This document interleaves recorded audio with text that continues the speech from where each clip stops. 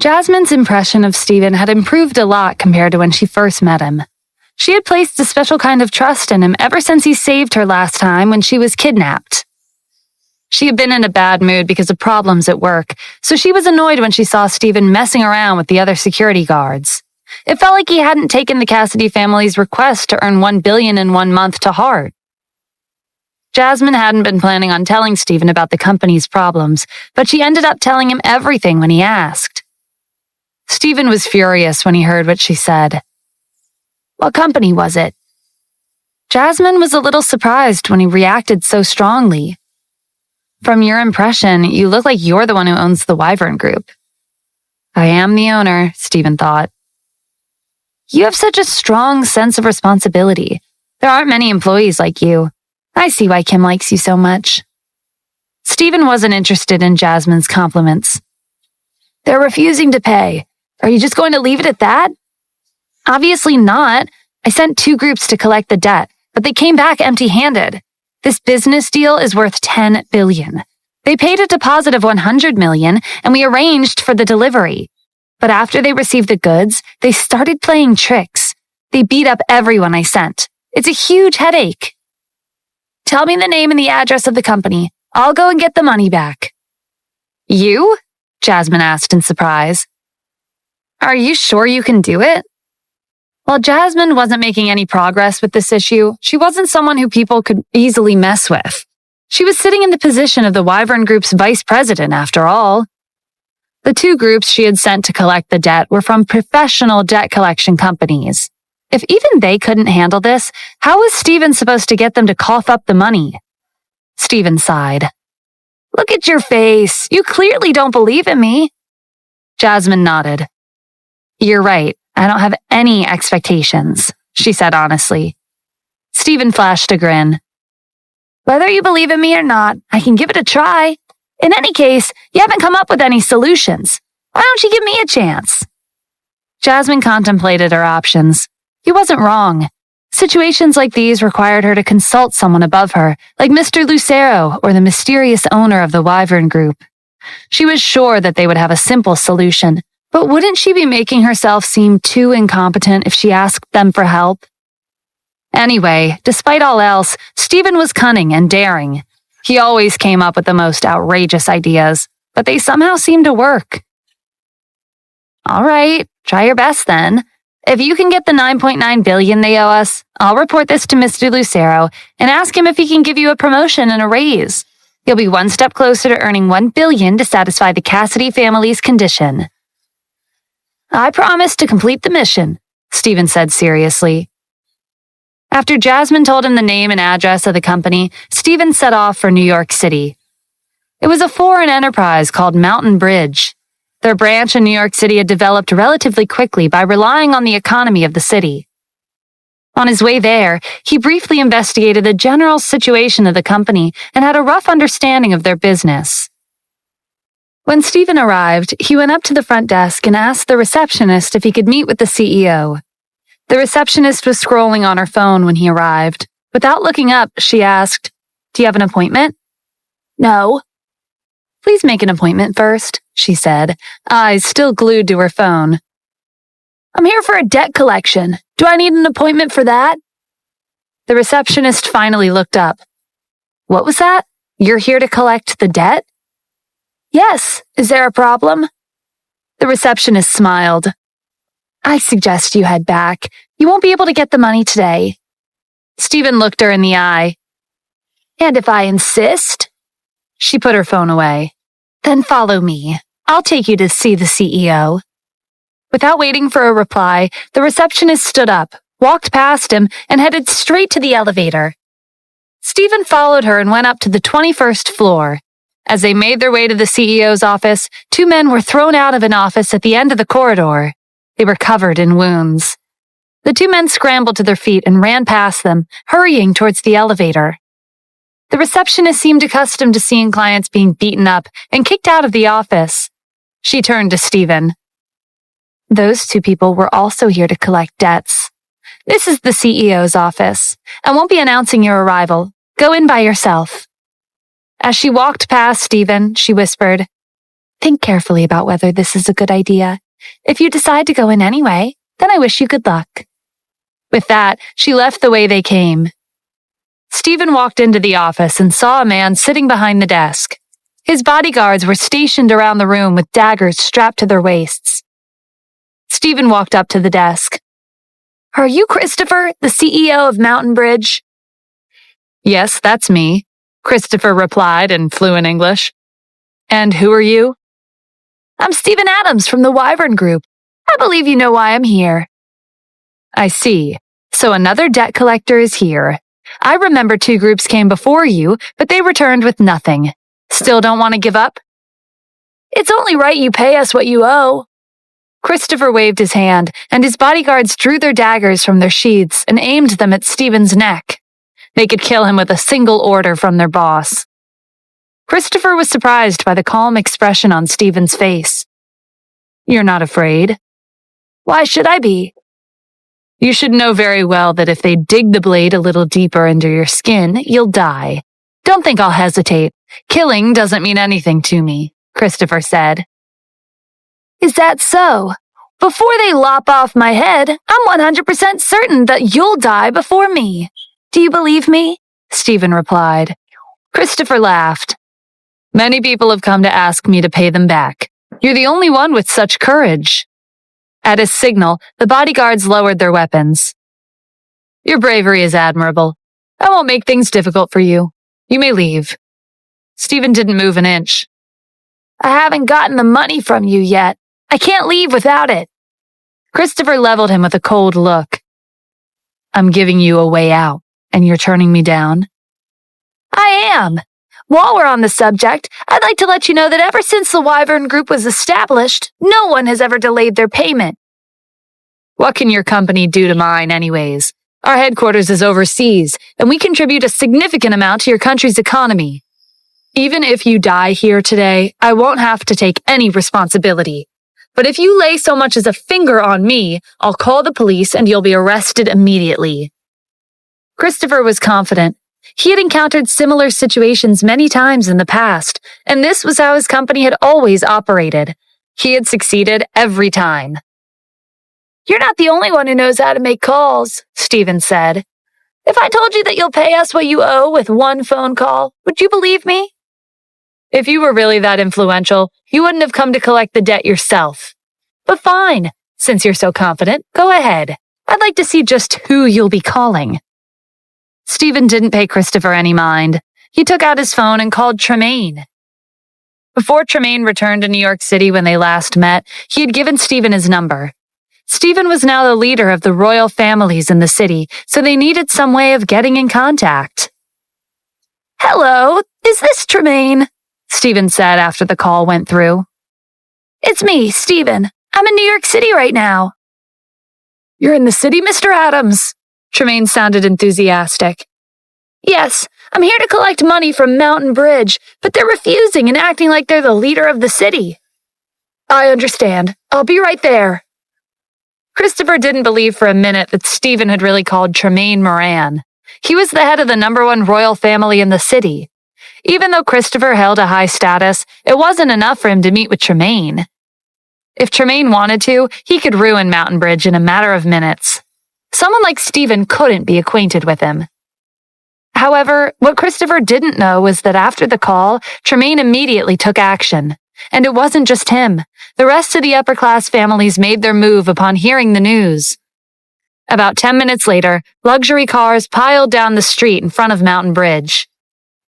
The receptionist notified Christopher after noticing the unusual situation. Christopher looked out the window. Was there really someone important coming? Footsteps sounded from the corridor outside. With a loud bang, the office door was kicked open. More than 30 men in suits and sunglasses rushed in. Christopher recognized them. They were the heads of noble families in New York City. The person with the lowest net worth amongst them was still worth an impressive $100 billion. He quickly got out of his seat and greeted them. But none of them returned his greeting. They didn't look too pleased with him. Before Christopher could process the situation, another large group of people rushed in.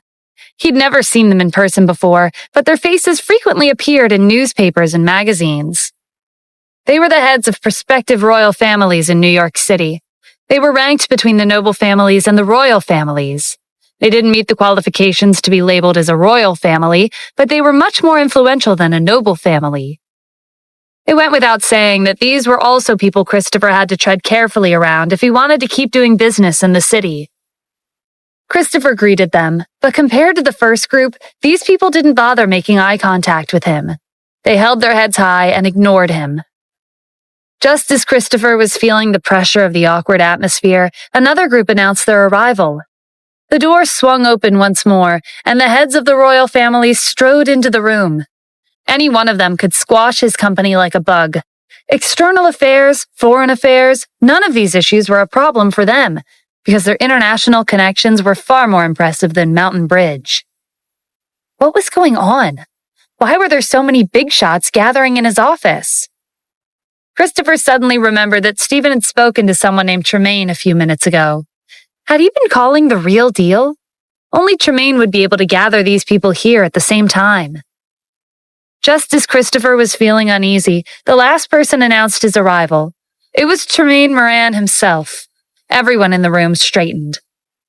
Tremaine walked into the room with his crutch in hand, surrounded by his bodyguards. The leaders of the noble families, prospective royal families, and royal families shouted their greetings in unison. Their voices shook the building, instilling a sense of fear into Christopher and his bodyguards. At the time of hire, these bodyguards had boasted about their inability to feel fear in the face of death, but now they were scared out of their wits when faced with true strength. This was the power of Tremaine.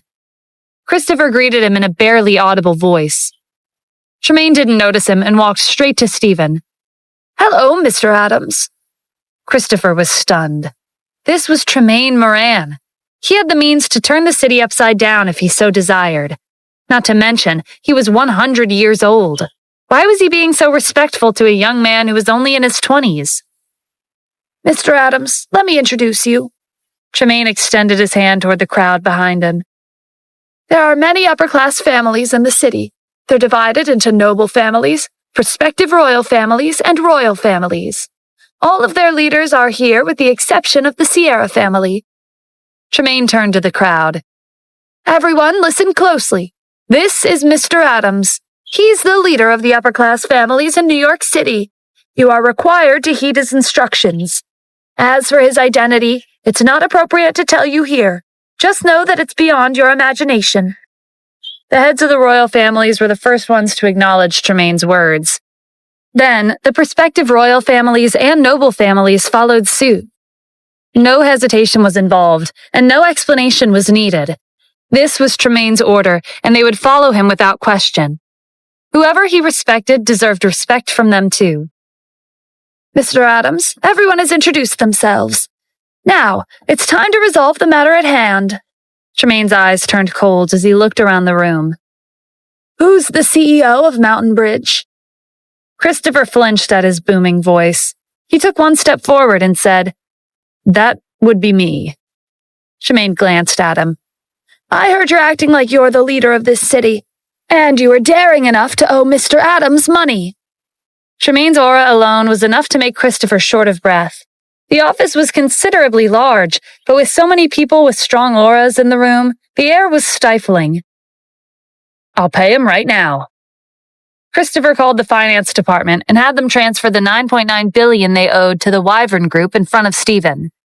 To express his sincere apologies, he even offered Stephen an extra $100 million.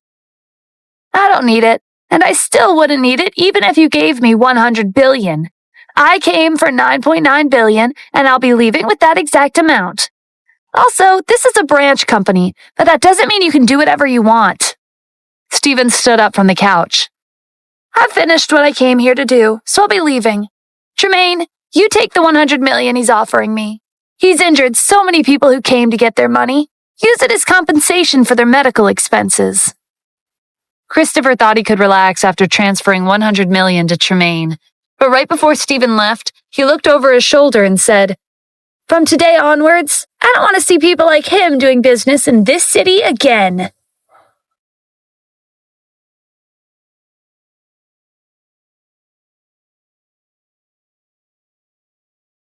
Christopher had been doing business in New York City for many years.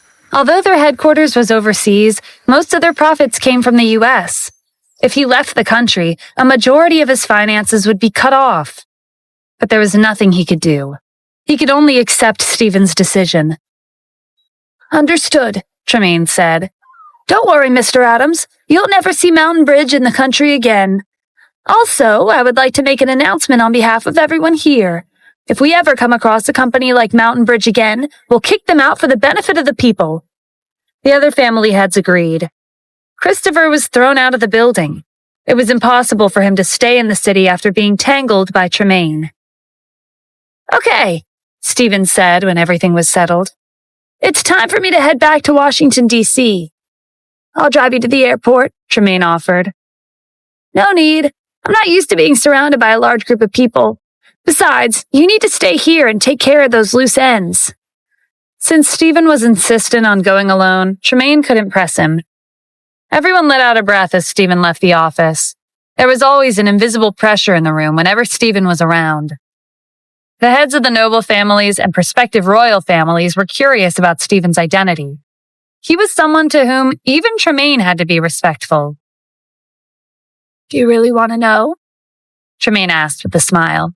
He waved for everyone to gather around. They huddled at the center of the room and waited expectantly for the answer. Tremaine recited a poem that had been written about a certain legendary figure. There was only one person in the country who deserved this poem. Stephen's identity was self-evident. On his way to the airport, Stephen ran into Brady and Ethan. Christopher's company was in the neighborhood where many foreign enterprises were located. The Sierra family had frequent business dealings with them, so Brady and Ethan came here often. Brady spotted Stephen and stepped in front of him. "What are you doing here? Don't tell me you want to use our family's name to swindle a company." Whether it was the older generation or younger generation of the Sierra family, Stephen disliked them all the same. "I don't need your family's name for anything." "Well, that's hard to say," Ethan said. "Don't even think about getting involved with our family. You'll only be asking for trouble." Stephen's eyes narrowed. "Is that a threat?" Ethan kept quiet because, in terms of skill, he could never match up to Stephen. Brady and Ethan didn't say anything else, so Stephen ignored them and left. Brady watched Stephen walk away in suspicion. It's strange for him to come to the city all of a sudden. Let's go report this to the family. The two of them went home and informed Angelo of their encounter with Stephen. He sent people to investigate. Mountain Bridge owed the Wyvern Group $9.9 billion, so Stephen came here to get the money, Angelo explained. They say that before he came, the Wyvern Group sent 2 different groups to confront Christopher, but they failed both times. Christopher's tricks wouldn't work on our family, Brady said. That's the problem. The 2 groups that the Wyvern Group sent to the city were professional debt collectors. They failed, so they sent Stephen. He succeeded even though he was alone with no backup. Brady caught on. He's using our family's name. Angelo nodded. If Stephen revealed his identity as a member of the Sierra family, Christopher would have no choice but to give him the money. Forget $9.9 billion, even if it was $50 billion, he would still pay. We have to think of a way to stop him from using our family's name to get what he wants. If he keeps this up, he'll ruin our reputation, and everyone will find out his affiliation with us. You're right, Angelo thought for a moment. I'll contact the Wyvern Group and explain what happened. We can't let Stephen take credit for something he used our family's name to resolve.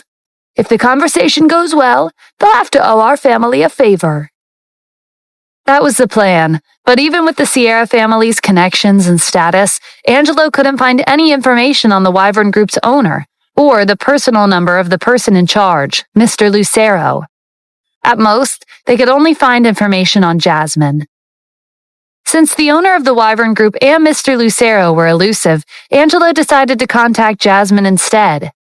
He gave her a call and told her that Stephen had come to New York City and used the Sierra family's name to get the $9.9 billion from Christopher. He then exaggerated the details. The finance department had just called to inform Jasmine that the $9.9 billion had been paid. She was delighted to hear about this and was looking forward to talking to Dennis about giving Stephen a promotion. It turned out that he had used the Sierra family's name to resolve the issue. Jasmine wondered if she should let Kim know about this. In the end, she decided to call her. Kim was very disappointed when she found out. Would Stephen be using the Sierra family's name to resolve every problem from now on? She didn't want him to become that kind of person. After Jasmine hung up, Stephen came into her office with a smile on his face. Did the finance department call to tell you that they received $9.9 billion? They did, Jasmine said simply. Stephen found her reaction odd. It wasn't like her to be so monotone after such a serious company issue was taken care of. At the very least, shouldn't she be trying to fulfill the promise she'd made before he left for New York City? You don't seem to be in a good mood. Your commendable employee returned victoriously, but you have no reaction? Jasmine gave him a look. What kind of reaction do you want from me? Do you even want me to compliment you? Mr. Adams, you're incredible for solving a problem that even I, the vice president, couldn't solve after racking my brain. You're the best. Her tone was flat, and Stephen had a feeling that she was mocking him. It was nothing, he said. There was no further talk about that promotion and raise, but it wasn't as if he needed it. After Stephen left the office, Jasmine gave Kim another call. They both wanted Stephen to rely on his own ability instead of relying on his identity as the head of the Sierra family's grandson. Stephen's back. He got the money, but I don't feel too happy about it. Jasmine, I know what you're thinking. The truth is, Stephen dislikes the Sierra family, but he used their name for the sake of the Wyvern Group. We should try to understand him. Kim, I don't want to say this, but what if it becomes a habit for him? What will happen to his motivation? The concern had crossed Kim's mind. What you're saying is that you're worried he'll keep relying on the Sierra family's name, right? Yeah. What if he becomes lazy out of habit? And that's not the only problem. If the Sierra family finds out he's done this multiple times behind their back, any chance for them to grow closer as a family is ruined. When Kim didn't say anything, Jasmine sighed. Forget it. Stephen's your husband. He's none of my business. We'll be holding an event in a few days to celebrate the Wyvern Group's market value reaching $100 billion. I have to prepare well. I heard that the owner will be making an appearance. Really? That's great. You've been wanting to meet him in person. Yeah, but it's just a rumor. No one knows if he'll really be attending or not. I guess we'll just have to wait for Mr. Lucero's announcement. Stephen went to the security department and put on his uniform. Just as he was about to go out on patrol, he received a call from an unknown number. Brady's sarcastic voice sounded from the other end of the line. Stephen, you're really good at playing tricks. If we didn't investigate, we wouldn't have known you were this shameless. Stephen had no idea what Brady was talking about. I don't know what you're going on about, but I'm busy. I don't have time to chat with you. Are you still pretending?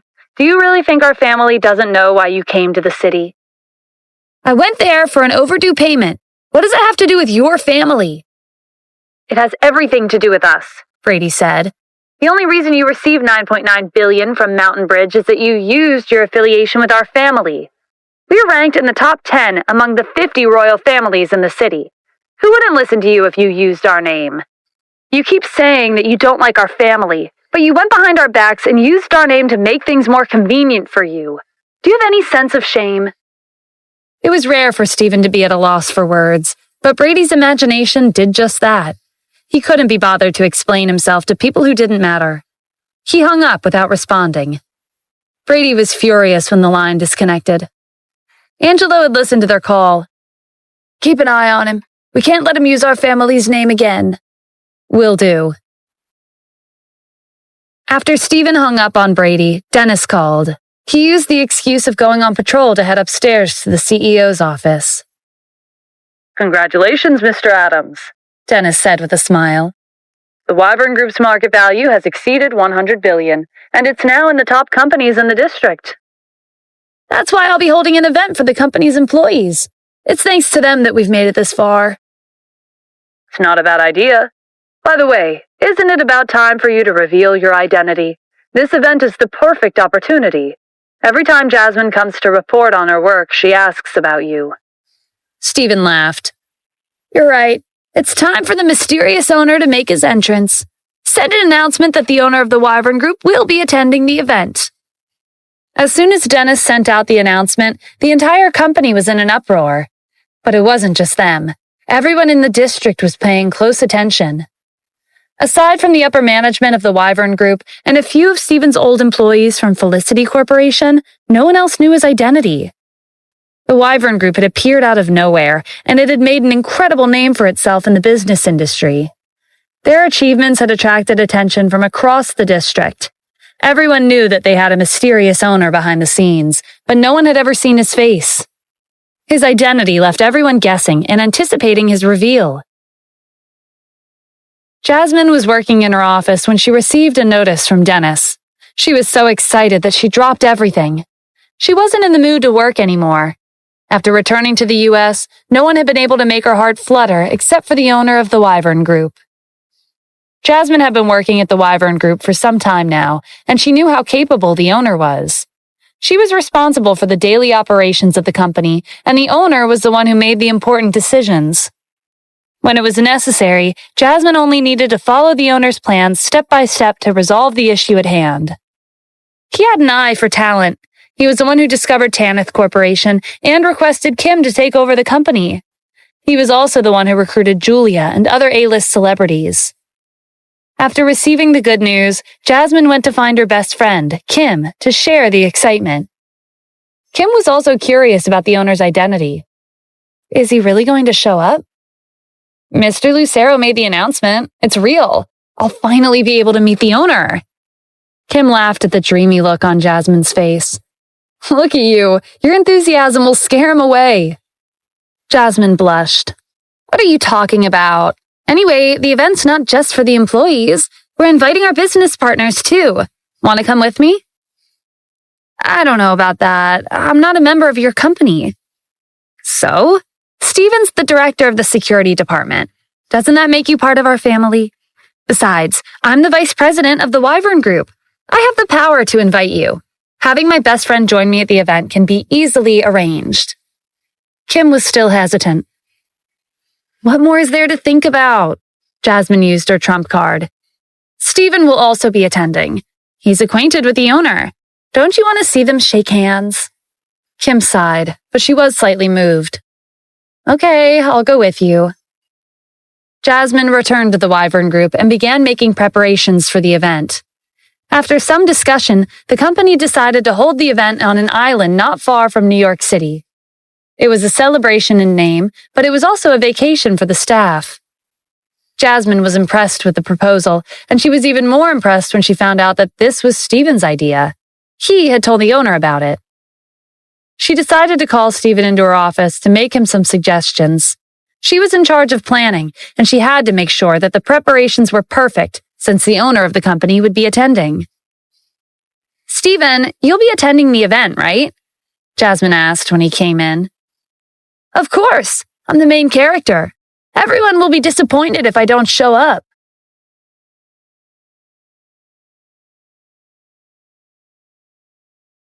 The official reason behind the event was to celebrate the Wyvern Group reaching a market value of $100 billion and to give the staff a hard-earned vacation.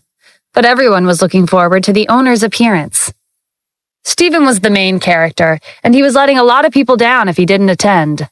However, Jasmine didn't know about this, so she thought he was bragging like usual. He was acquainted with the owner, so using this opportunity to show off his connection wasn't unlike him.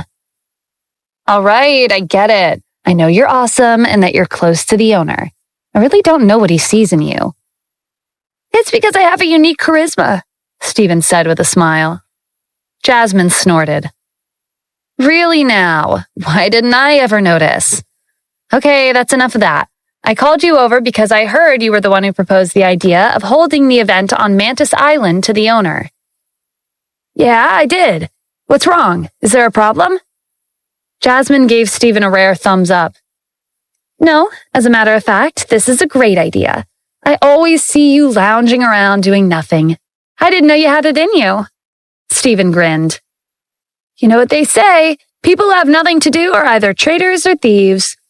What you see at first glance is not all there is to a person. You called me here because you need something from me, right? Jasmine wasn't happy with his choice of words. What do you mean by need something from you? As the vice president, don't I have the authority to give you an assignment? This is an important event that concerns everyone at the Wyvern Group, and you're someone who cares a lot about this company.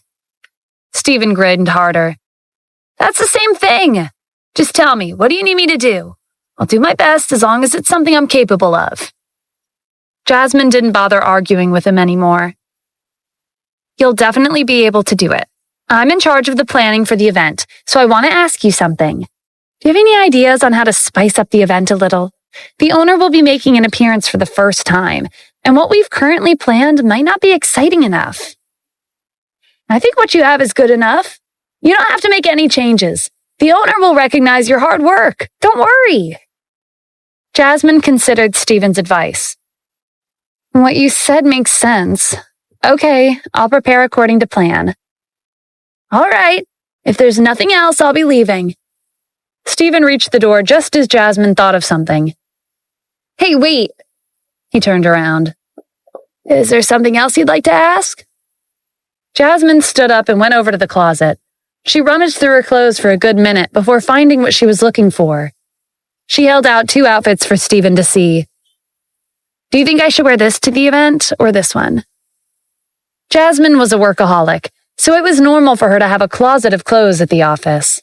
It was convenient whenever she needed to work overtime or deal with urgent matters. Stephen eyed the one-piece black dress in one hand and a white suit in the other hand. Miss Jasmine, you want me to help you pick out your clothes? Yeah, what's wrong with that? This will be my first time meeting with the owner. I have to dress to impress. You're not really in love with the owner, are you? I'll meet him first, then decide whether or not I'll confess. Stephen felt goosebumps on his arms at the thought of being confessed to by Jasmine. I think it's better if I don't choose. Whether you wear that one or that one is the same to the owner. What are you talking about? Jasmine snapped. All I'm asking you to do is pick the one that looks better. Why are you being so long-winded? I'm serious. It doesn't matter what you wear. I told you before that the owner has met you before. Jasmine gasped. What? When did this happen? It's not just you. He's met everyone at the company, including the cleaning lady. They meet every day, actually. You mean the owner blends in with the employees? Yeah, it's a normal thing to do. It's easier to access the company when people don't know you're the boss. Jasmine thought about it. That does seem to be the case. Whenever the owner gives me instructions through Mr. Lucero, I've always wondered how he knew everything that was going on, like it's his company from the inside out, down to the very last detail. She gave Stephen a suspicious look. Don't tell me you're the owner. Stephen's description of the owner sounded oddly like himself. Yeah, it's me. Jasmine sighed. Forget it. Anyone can be the owner, but not you. Stephen just smiled and didn't say anything. He wondered what Jasmine's reaction would be when she found out about his identity. After Stephen left the office, Jasmine got to work and carried out the preparations in an orderly manner. The first item on the agenda was to send out invitations. As for Kim, she was called back to Los Angeles when Helen said she had something important to discuss. Kim had some business to take care of in Los Angeles anyway, so she made the trip. When she went inside the Cassidy family's villa, she saw Helen, Harry, Rebecca, and everyone else waiting for her. Did something happen, Grandma? Harry took over the conversation. Something big has happened. The Wyvern Group is holding an event to celebrate its market value. Did you know about this? Yeah, but what does that have to do with us? Helen slammed her crutch on the floor. It has everything to do with us. You should be thinking of ways to get an invitation. Kim had received an invitation from Jasmine, but she decided not to tell them. She wanted to know why they were so interested in getting her to attend the event. Helen continued. The Wyvern Group has been developing at a rapid pace. It won't be long before it becomes a benchmark company in Washington, D.C. They're an investor of Tanith Corporation. You're the CEO, so it would be appropriate for you to attend their event. Of course, that's not the most important thing. There are rumors that the owner of the Wyvern Group will be attending the event as well. They say he's young, promising, and has an influential family background. This event will be a good opportunity for you two to meet. Grandma, I already have Stephen. I don't need to meet the owner. Helen scoffed. You two are divorced, and you're currently single. You can date whoever you want. And besides, I don't think it's possible for him to earn $1 billion within a month. Kim remembered what Jasmine had told her about Stephen using the Sierra family's name. She had been disappointed, but she chose to stand on his side. No, I believe in him. Even if I attend the event, there's no guarantee the owner will be interested in me. Why wouldn't he be interested in you? Helen retorted. Think about how much he invested in Tanith Corporation when you first took over the company. If he didn't fancy you, why did he help you over and over again? What Helen said was true, and Kim was wondering about the same thing herself. Who would go that far for a stranger they didn't care about? It might be because of Stephen, Kim said. I heard from Jasmine that he's close with the owner. Even if that's true, it doesn't make sense for the owner to help you to that extent. Maybe you'll understand if I put it this way.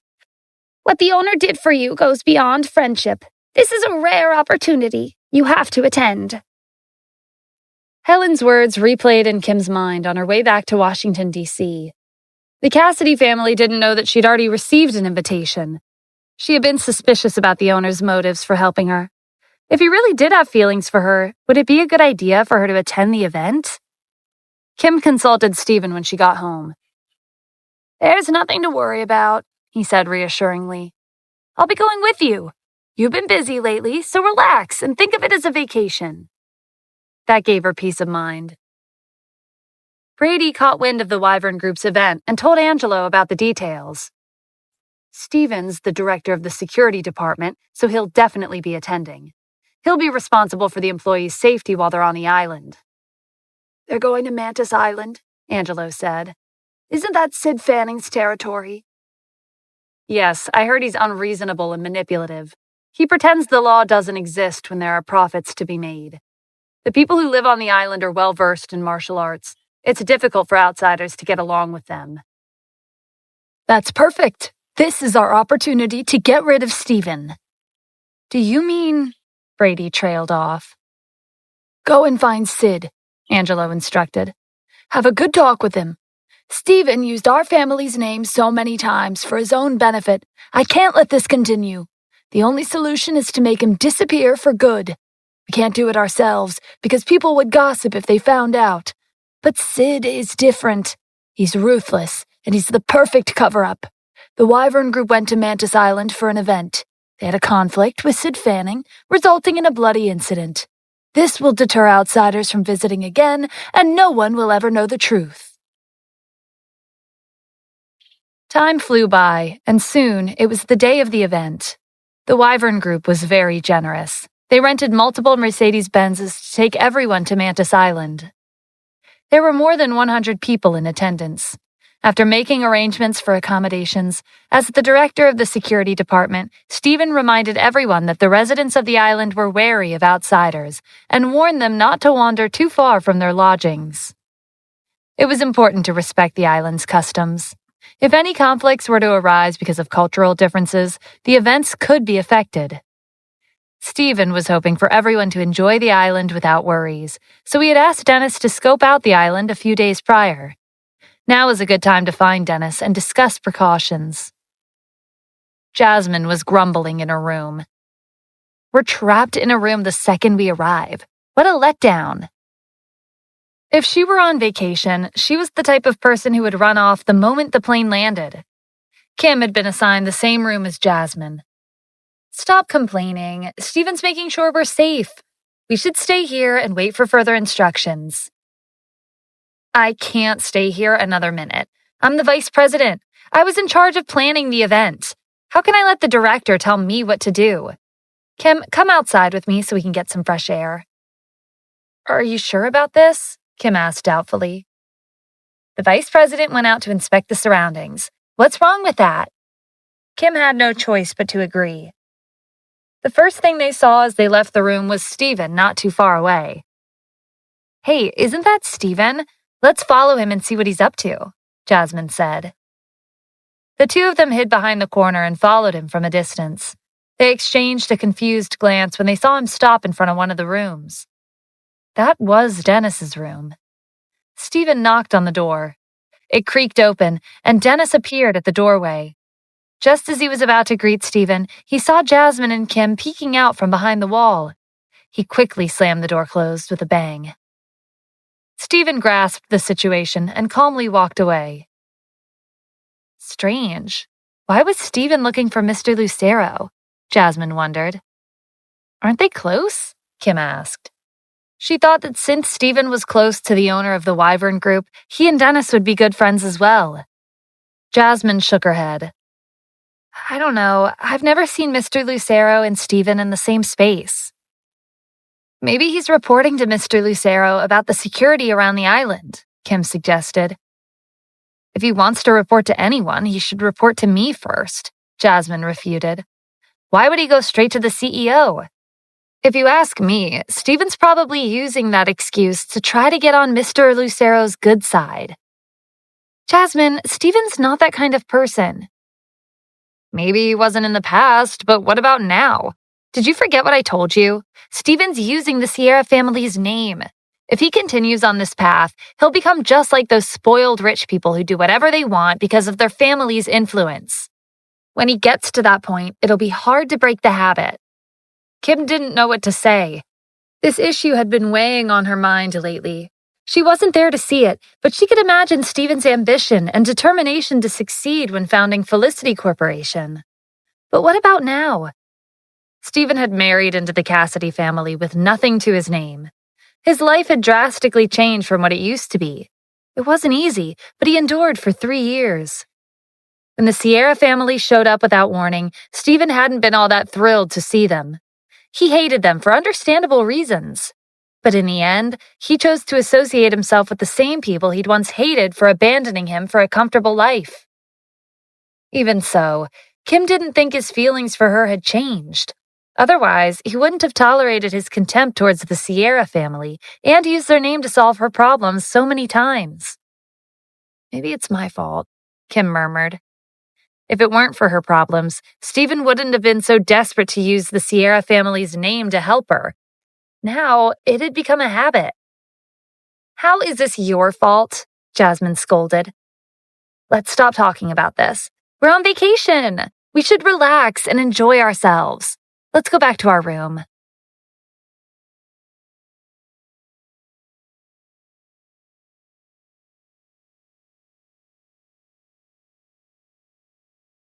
Just as Jasmine was about to go back to her room, she ran into Stephen. She called out to him. Where did you go just now? Nowhere, he called back. Stephen had no way of explaining his connection with Dennis, but his vague answer gave Jasmine the impression that he felt guilty about something. She assumed her speculations had been correct.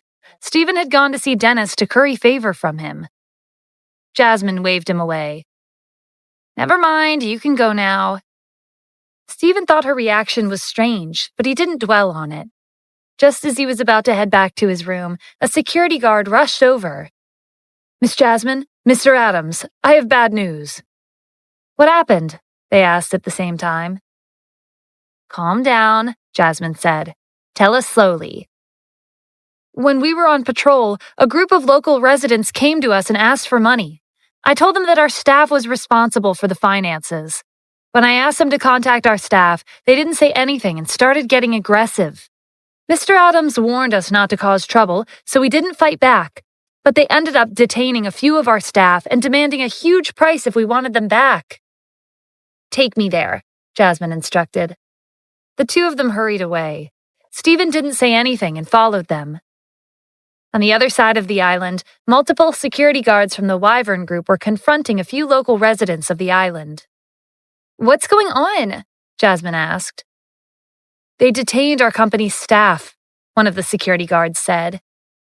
Jasmine walked up to the man standing in the middle.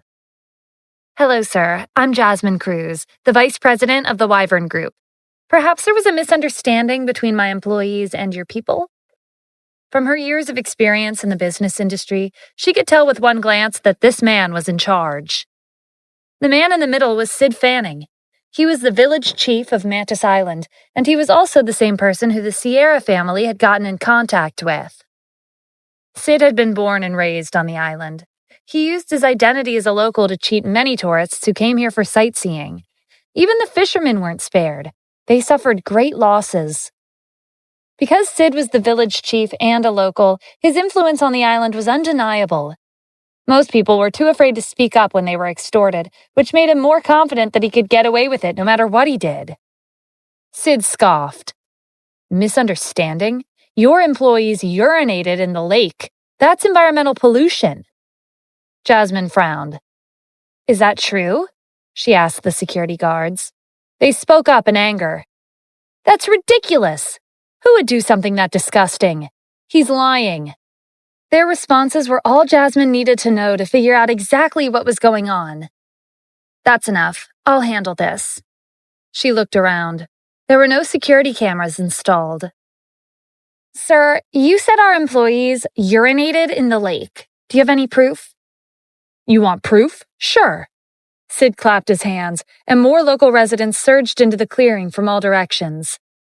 They all saw what your employees did. The locals supported Sid's claims. Jasmine was now certain that these people were scheming against them. The appearance of this many locals at the same time had to have been arranged beforehand. It would be difficult for her to protect the employees on her own. If this were Washington, D.C., Jasmine wouldn't be afraid of anything. But this was Mantis Island, and there was no one she could ask for help. Besides the employees, their company's security guards were the only people around. Did you hear that? Sid asked with a smug look on his face. The proof is right in front of you. Many people saw what they did. Jasmine held in her anger.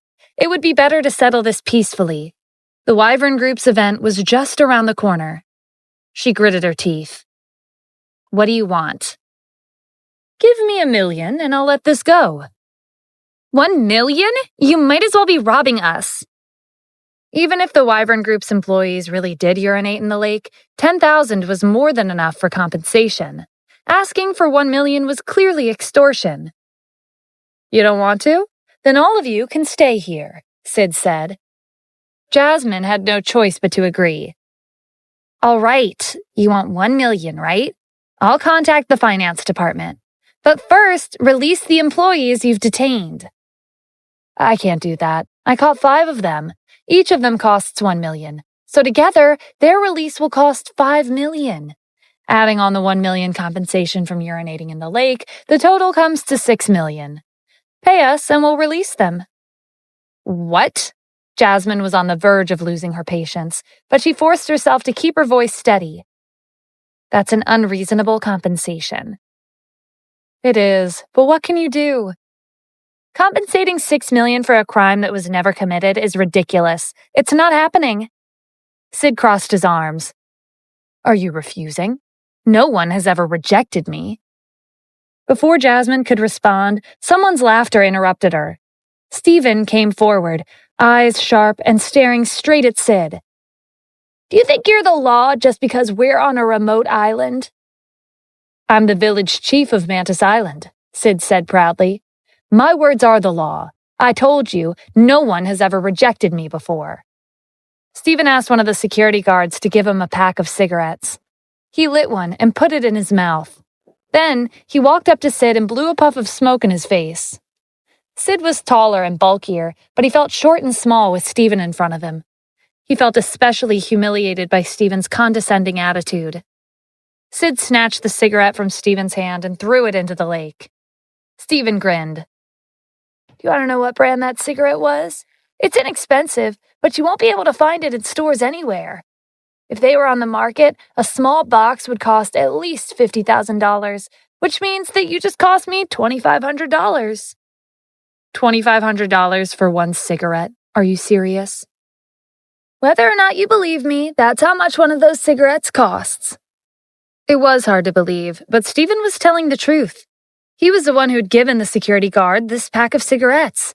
They were only distributed to the higher-ups of the military. Whether it was $2,500 or $5,000 for one cigarette, Tycoons across the world would fight to purchase a pack, regardless of the price. But even if they had the money, these cigarettes were of limited supply, and only the higher-ups of the military had access to them. Stephen gestured to Jasmine and the security guards. "They're my witnesses. The evidence is solid. What else do you have to say?" Only then did Sid come back to his senses. Stephen was imitating his threats to Jasmine. "Are you messing around with me?" "I am, and that's not all." Without warning, Stephen's hand shot out and shoved Sid to the ground. Sid sat on the dirt, dazed and trying to process what had just happened. One minute he was standing, and the next he was on the ground. Jasmine's eyes widened in horror. "Stephen, are you crazy?" How are his actions any different from provoking the locals? Stephen cast her a sidelong glance. "Why are you so nervous? I'm returning the favor in my own way." Jasmine felt a headache coming on. "This is only going to make the problem worse. Stephen, I know you're good at fighting, but they have a whole group on their side. How are you going to take them all on?" "Don't worry. Take everyone and leave first. Leave the situation here to me." "You're going to take care of this alone?" "Yeah, it'll be harder with so many people here." Stephen patted Jasmine on the shoulder. "I promise I'll bring your 5 employees back safely." Jasmine hesitated, but she didn't have another solution right now. She could only agree. "Okay, be careful." Sid recovered from his shock after Jasmine and the others left. He jumped to his feet and called out to the other locals, "Get rid of him! Trash like him has no place on this island." "Hold on," Stephen said. "What did you just say? Trash like me? This is our first meeting, but it sounds like you've heard of me before. You know who I am, so you must have received instructions from someone." Sid wasn't afraid to admit it. "Since you're going to die anyway, I'll tell you the truth. The Sierra family in New York City asked me to kill you in exchange for a hefty sum." "The Sierra family, you say?" Stephen hadn't expected them to resort to underhanded tricks to get rid of him. He had a strange feeling the second he arrived on the island. It felt like he was walking into a trap. So this was the reason. "Yeah, it was them," Sid confirmed. "I don't know why they want to kill you, but that doesn't matter.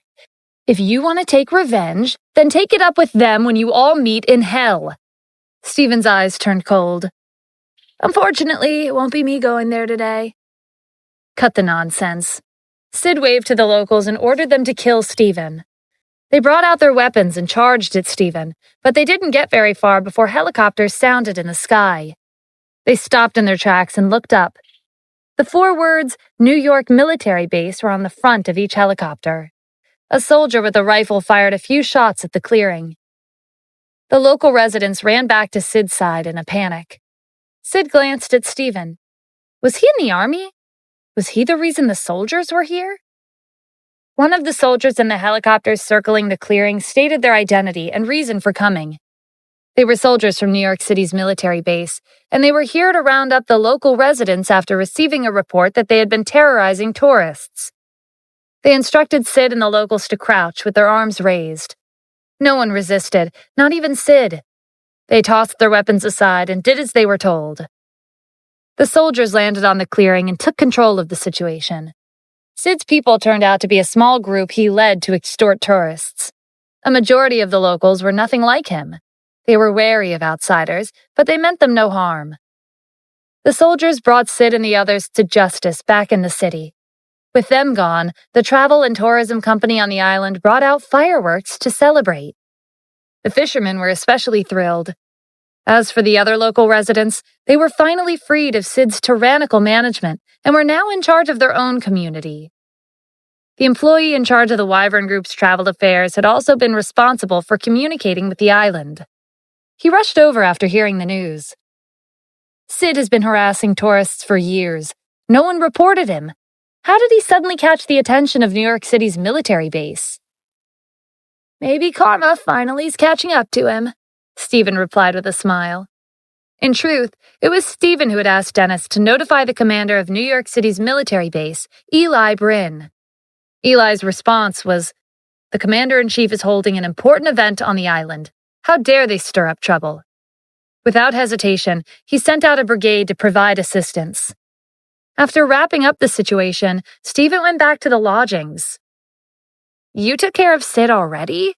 Jasmine asked in disbelief. "Yeah, you're thinking I'm amazing, right?" Jasmine gave him a once-over. "Why are you looking at me like that? The 5 employees they detained are safely back in their rooms. If you don't believe me, you can call and ask them." While Jasmine was making a few phone calls to confirm that what Stephen said was true, Kim received a call. "Jasmine, Stephen, there's an emergency situation at Tanith Corporation. I have to head back and won't be able to stay for the event." Jasmine was disappointed, but dealing with the issues at Tanith Corporation was more important. "Okay, I was hoping you could meet the owner with me, but it can't be helped. I'll see you when I get back to Washington, D.C. "It's all right," Kim said. "There's no rush for me to meet him. It's fine as long as you get to see him." Stephen arranged a car and a driver to take Kim back to Washington, D.C. Dennis called Jasmine to his room. "Is there a problem, Mr. Lucero?" Jasmine asked. "Tomorrow is the event. I called you over to check if the preparations are ready." "There are no issues. The event will proceed according to the owner's plan." She paused when a thought struck her. "Speaking of the owner, did he resolve our conflict with Sid?" "Yes, that was him," Dennis said. "I knew it," Jasmine mumbled. "Stephen kept saying that he was the one who took care of it." Dennis pretended to be confused. "You might not remember him, but he's the director of the security department," Jasmine explained. "He was the one who came to your room earlier today to try to get on your good side. You didn't give him a chance and slammed the door in his face." Dennis was speechless. How did she come to that conclusion? But maybe it was a good thing for her to misunderstand. This wasn't the right time for Stephen to reveal his identity. Besides, Stephen would be making an appearance as the owner of the Wyvern Group tomorrow at the event. Dennis was looking forward to Jasmine's reaction. Jasmine recalled what Stephen had told her before. "Mr. Lucero, I have a feeling that the owner is always lingering around the employees at the company. Does he blend in with them?" "Yes, he does." "Who is he? Which department does he work in?" Dennis gave her a smile. "I can't comment on that. You'll find out tomorrow." Jasmine had no choice but to resist her curiosity. She left after confirming the event procedures with Dennis. "You can come out now, Mr. Adams." She left. Stephen walked out from the other room. "Did you verify the procedures with Jasmine?" "Yeah, everything's ready. You heard what she said, right? She asked about you again. Are you still not going to reveal yourself? How long are you going to hide from her?" "Tomorrow," Stephen said. "I'll reveal my identity tomorrow."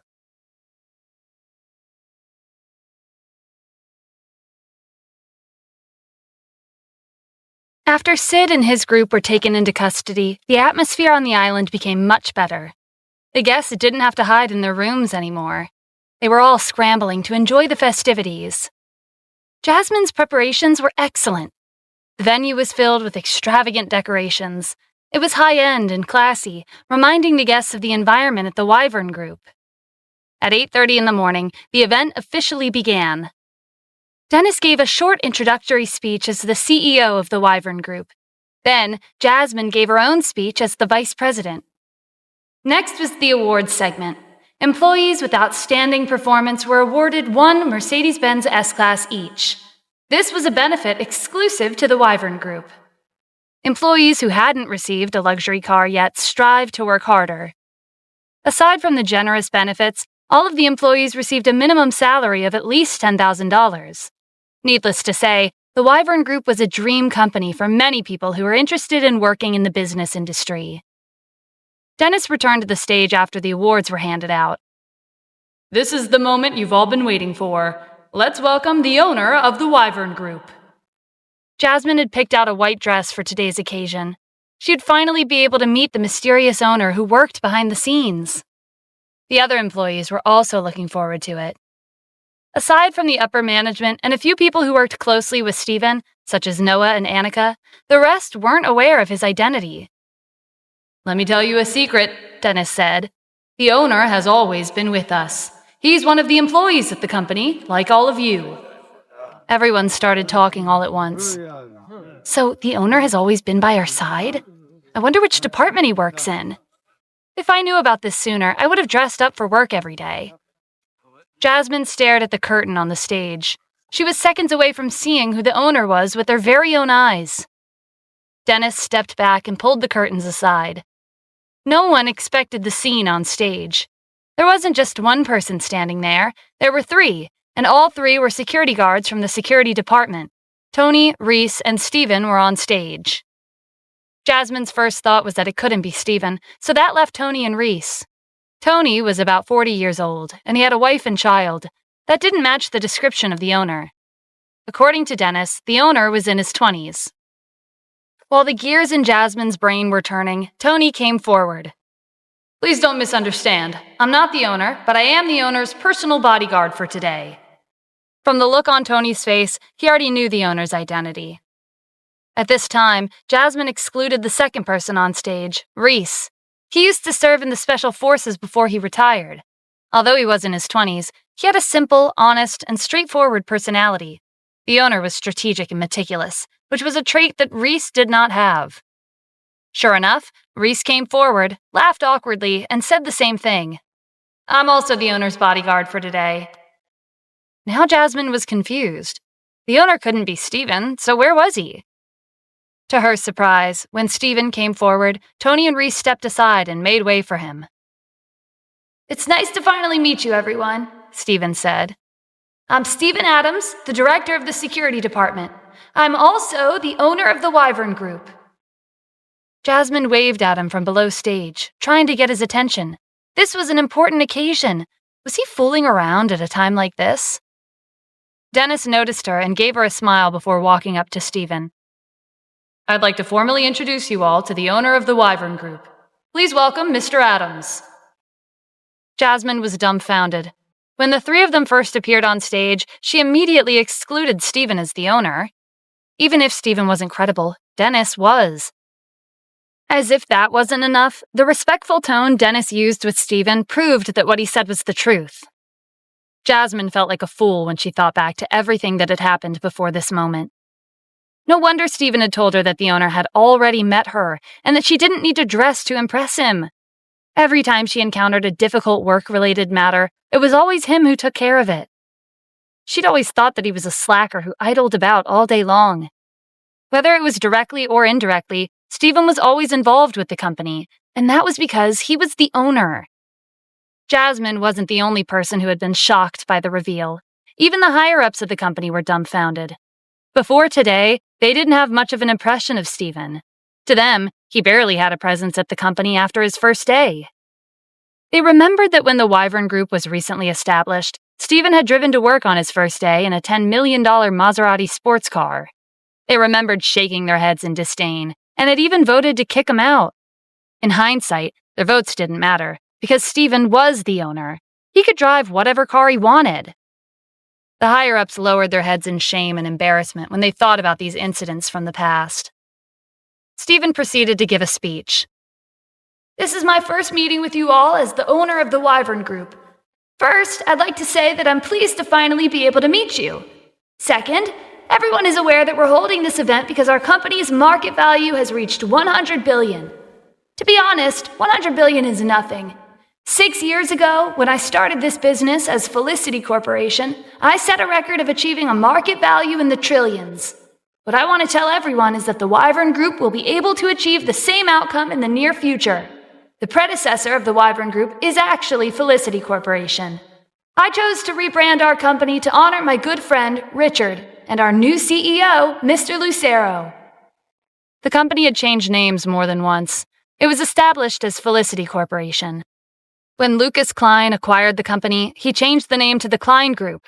And finally, when Steven took back his company, he changed the name to Wyvern Group, which was one of the names that he and Richard had come up with 6 years ago, but had decided to go with Felicity Corporation instead.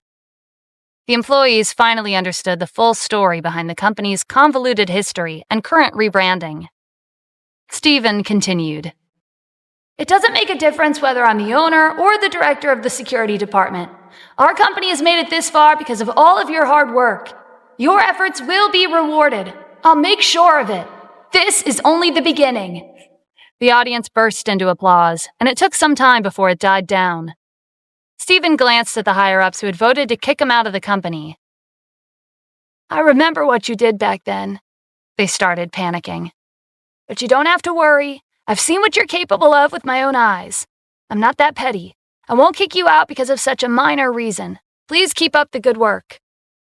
The higher-ups could finally relax. One of them promised, "Don't worry, Mr. Adams. We'll do our best for the company." Stephen nodded and shifted his gaze to Jasmine.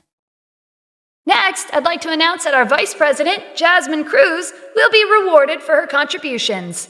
She's demonstrated her outstanding capabilities ever since she took the job." "Mr. Adams." Jasmine was in a trance and had no idea how to address Stephen. "Thank you. I was only doing my job," she managed to say. Stephen smiled.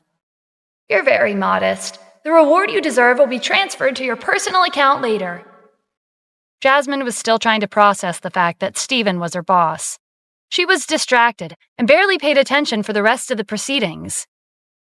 Fortunately, with Dennis hosting the event, it ended without a hitch. Stephen gave everyone the day off so that they could relax and enjoy the island. After the event, he had a private discussion with Jasmine at the side of the stage. Jasmine was still in shock. She stared blankly at Stephen. He couldn't help but tease her. "Hey, even someone like me gets shy when I'm being stared at so much. Are you seeing me in a new light?" That snapped Jasmine out of her daze. "You're still the same old Stephen." Stephen laughed. "I was planning on telling Kit my identity today, but she had to go back early because of an emergency. It's a shame, but it can't be helped. I'll tell her next time." "So you want me to help you keep this a secret until you find a better opportunity to tell her?" Stephen gave her a thumbs up. "You're quick on the uptake, as expected of the vice president." Jasmine finally understood why Kim didn't want to let him go. Who wouldn't want a romantic and dedicated partner like Stephen? He was a keeper. "Okay, I promise to keep your secret." Stephen went back to Washington, D.C. after the event to check on Kim at Tanith Corporation. "What happened, Kim? You said there was an emergency at the company before you left." Concern was written all over Kim's face. "It's Julia. She's injured and there's a problem with her voice." Stephen frowned. "How did that happen?" "Julia held a fan meeting yesterday. She was signing a photo for a fan when he gave her a beverage as a gift. She drank it and her voice became weird. That same fan splashed her with acid and injured her face." Julia was the face of Tanith Corporation. She was at the peak of her career, and the company was developing rapidly. If Julia retired, it would be a huge blow to the company. The fan who did this to her must have known that. "That's not all. After the incident, New York Film Company canceled all cooperation with us. I called to ask them about it, and they told me that their CEO has been replaced." "There's no doubt about it," Stephen said. "They're targeting Tanith Corporation. Who could it be?" Meanwhile, Brady was giving Angelo an update about Mantis Island. Angelo was furious. He slammed the table and stood up. "The Army took Sid and his group into custody? What kind of coincidence is this? The day we asked him to kill someone, the Army intervened. Does Stephen have some kind of connection with the Army?" Brady shook his head. "I don't think that's possible. If he had those connections, why would he marry into the Cassidy family and work as a security guard? If you ask me, it's more likely that someone reported Sid, so the Army came after him." "Who could it have been?" Angelo wondered. Brady pointed at the sky. "Did you forget the supreme existence in Washington, D.C. right now?" "Are you referring to that person?" "Yeah, that person hates injustice. He probably already set Sid as his target, and we just happened to make our moves at the same time." Angelo heaved a sigh. "Isn't Stephen too lucky? This was our only opportunity to get rid of him before the Sierra family's annual meeting. This year will be different from previous years. The meeting will be held here in New York City. This is our best chance to suppress the other branches of the family." I'll lose all face if they find out that I have a grandson like Stephen. This is a great opportunity for us to show them what we're made of, Caleb answered. Angelo agreed. Now that we have Patrick as our trump card, he's a member of the Armored Cavalry Battalion, and he's also the Commander-in-Chief's right-hand man. He'll be the star of the meeting. We can ask Patrick to invite the commander to the meeting, Caleb suggested. Angelo wasn't sure if that was possible, but it would be an honor like none other if the Commander-in-Chief accepted the invitation. I think there's a high chance that the commander will agree to it, Caleb said. He's not doing much in Washington, D.C., and he doesn't have any urgent military affairs to attend to. He and Patrick are close, so he should agree to come. That does make sense. Okay, I'll write a letter to Washington, D.C.'s military base. But there's still one problem. We'll become a laughingstock if the other branches find out about Stephen. Even inviting the Commander-in-Chief won't be able to save our reputation. Brady interjected. Stephen's lucky, but he can't be that lucky. I spent a lot of money to hire Nigel Elmore to deal with him. Are you talking about Nigel Elmore? Angelo asked. The assassin the National Security Bureau is looking for? The one who broke into the Pentagon and assassinated a commander? That's him. Ever since Nigel began his career as an assassin, he's taken on 501 missions, and he completed every single one. His success rate is 100%. Many countries around the world have been searching for him, but he's escaped capture for so many years. But isn't it a waste to hire a talented assassin like him to deal with Stephen? Caleb asked. Brady smirked. Uncle Caleb, you're too narrow-minded. You have to focus on the big picture. Our annual meeting is coming up. Our priority should be getting rid of any obstacles that might ruin our reputation. Spending this much money is worth it as long as we can get rid of Stephen. Brady's right, Angelo said. As expected of my grandson, he has our family's future in mind. Stephen is now Nigel's target. He won't survive this. Brady broke into a smile. Nigel will be here in 3 days. While we wait, I've already given Stephen a gift as a warning. Everyone looked at him in confusion.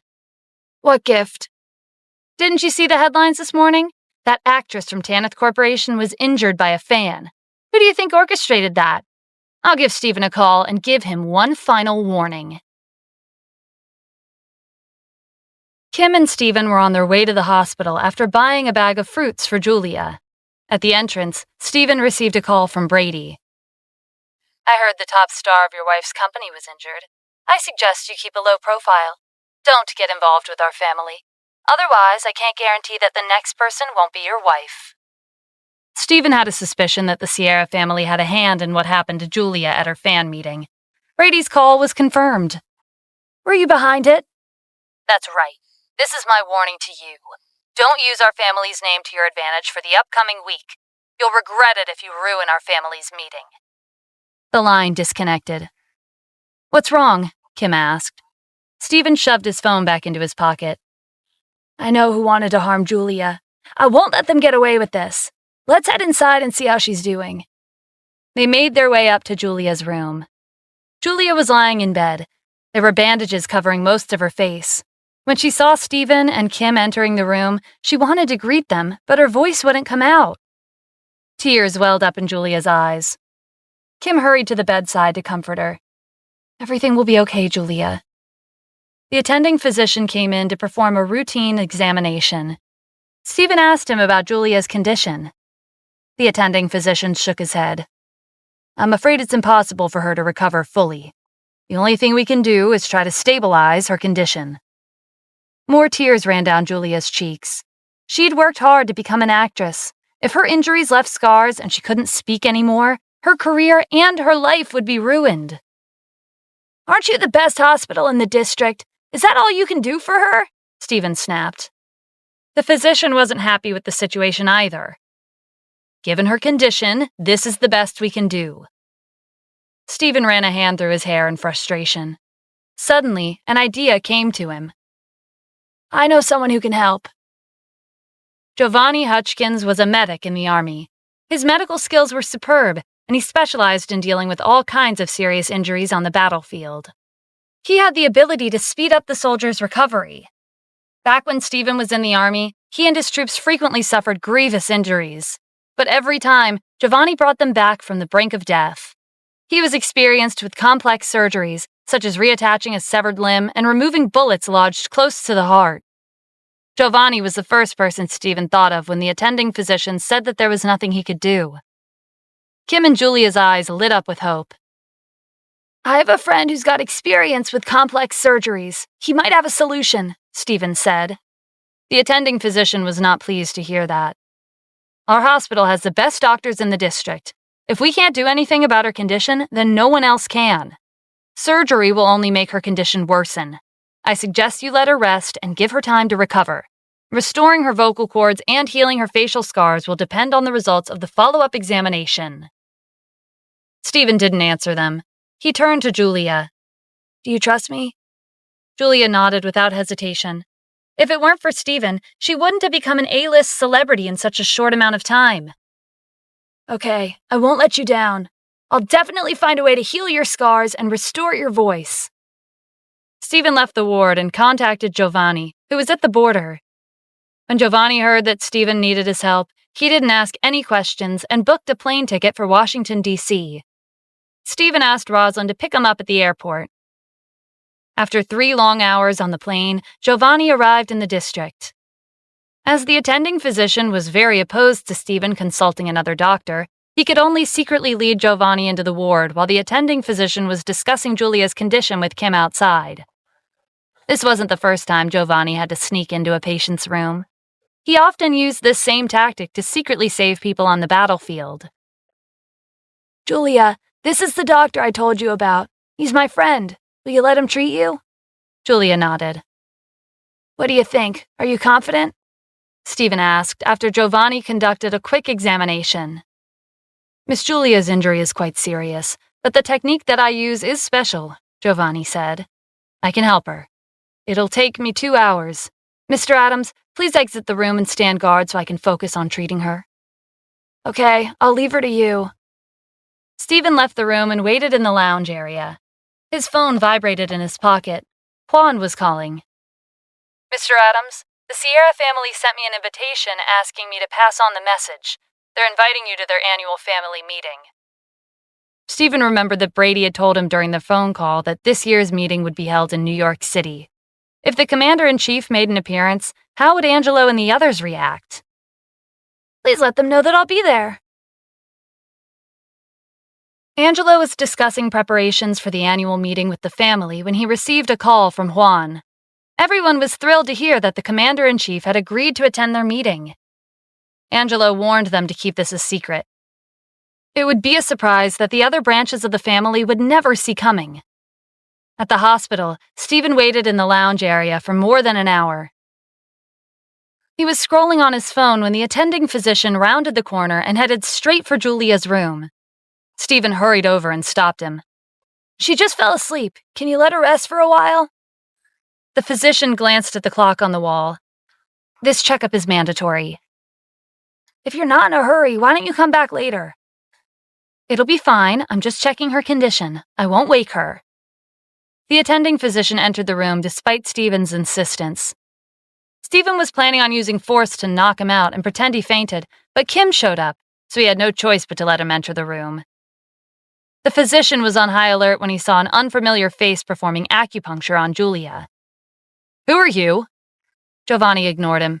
After the last needle was inserted, he made some minor adjustments and passed the medical waste to the physician, as if he were his assistant. This close, the attending physician had a clear view of Giovanni's medical skills. He was impressed and found himself doing whatever Giovanni asked him to do in a daze. Half an hour later, Julia's treatment was finished.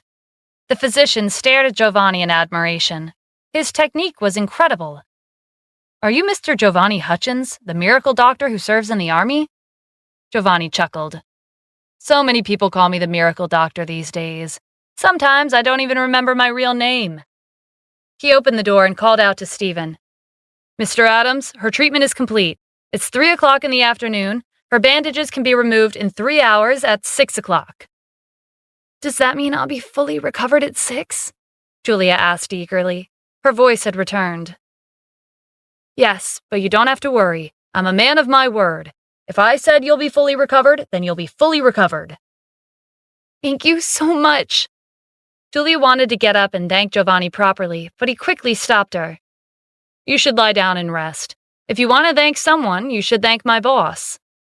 Julia turned to Stephen. Thank you, Mr. Adams. You've done so much for me. I'll definitely repay you. "There's no need for that," Stephen said with a smile.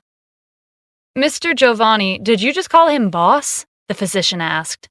"Is he—" Giovanni was a skilled medic in the Army, which also meant that he was usually busy.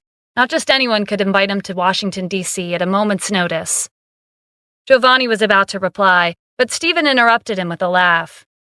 "I helped Mr. Giovanni in the past, and his principle is repaying kindness with kindness. That's why he came today." Giovanni nodded along. Soon it was 6 o'clock in the evening.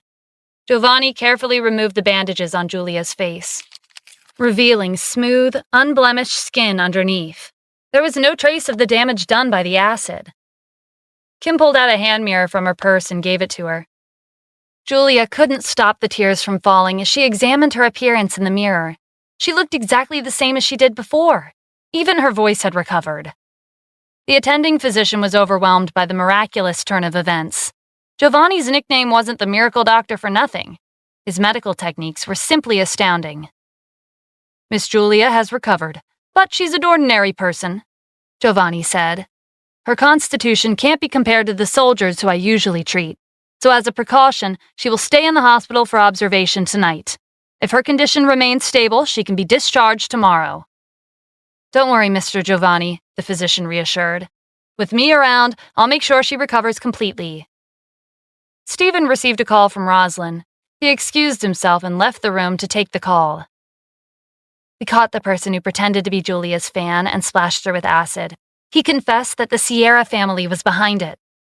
Brady had called and admitted it himself, but Stephen had asked Roslyn to investigate in secret.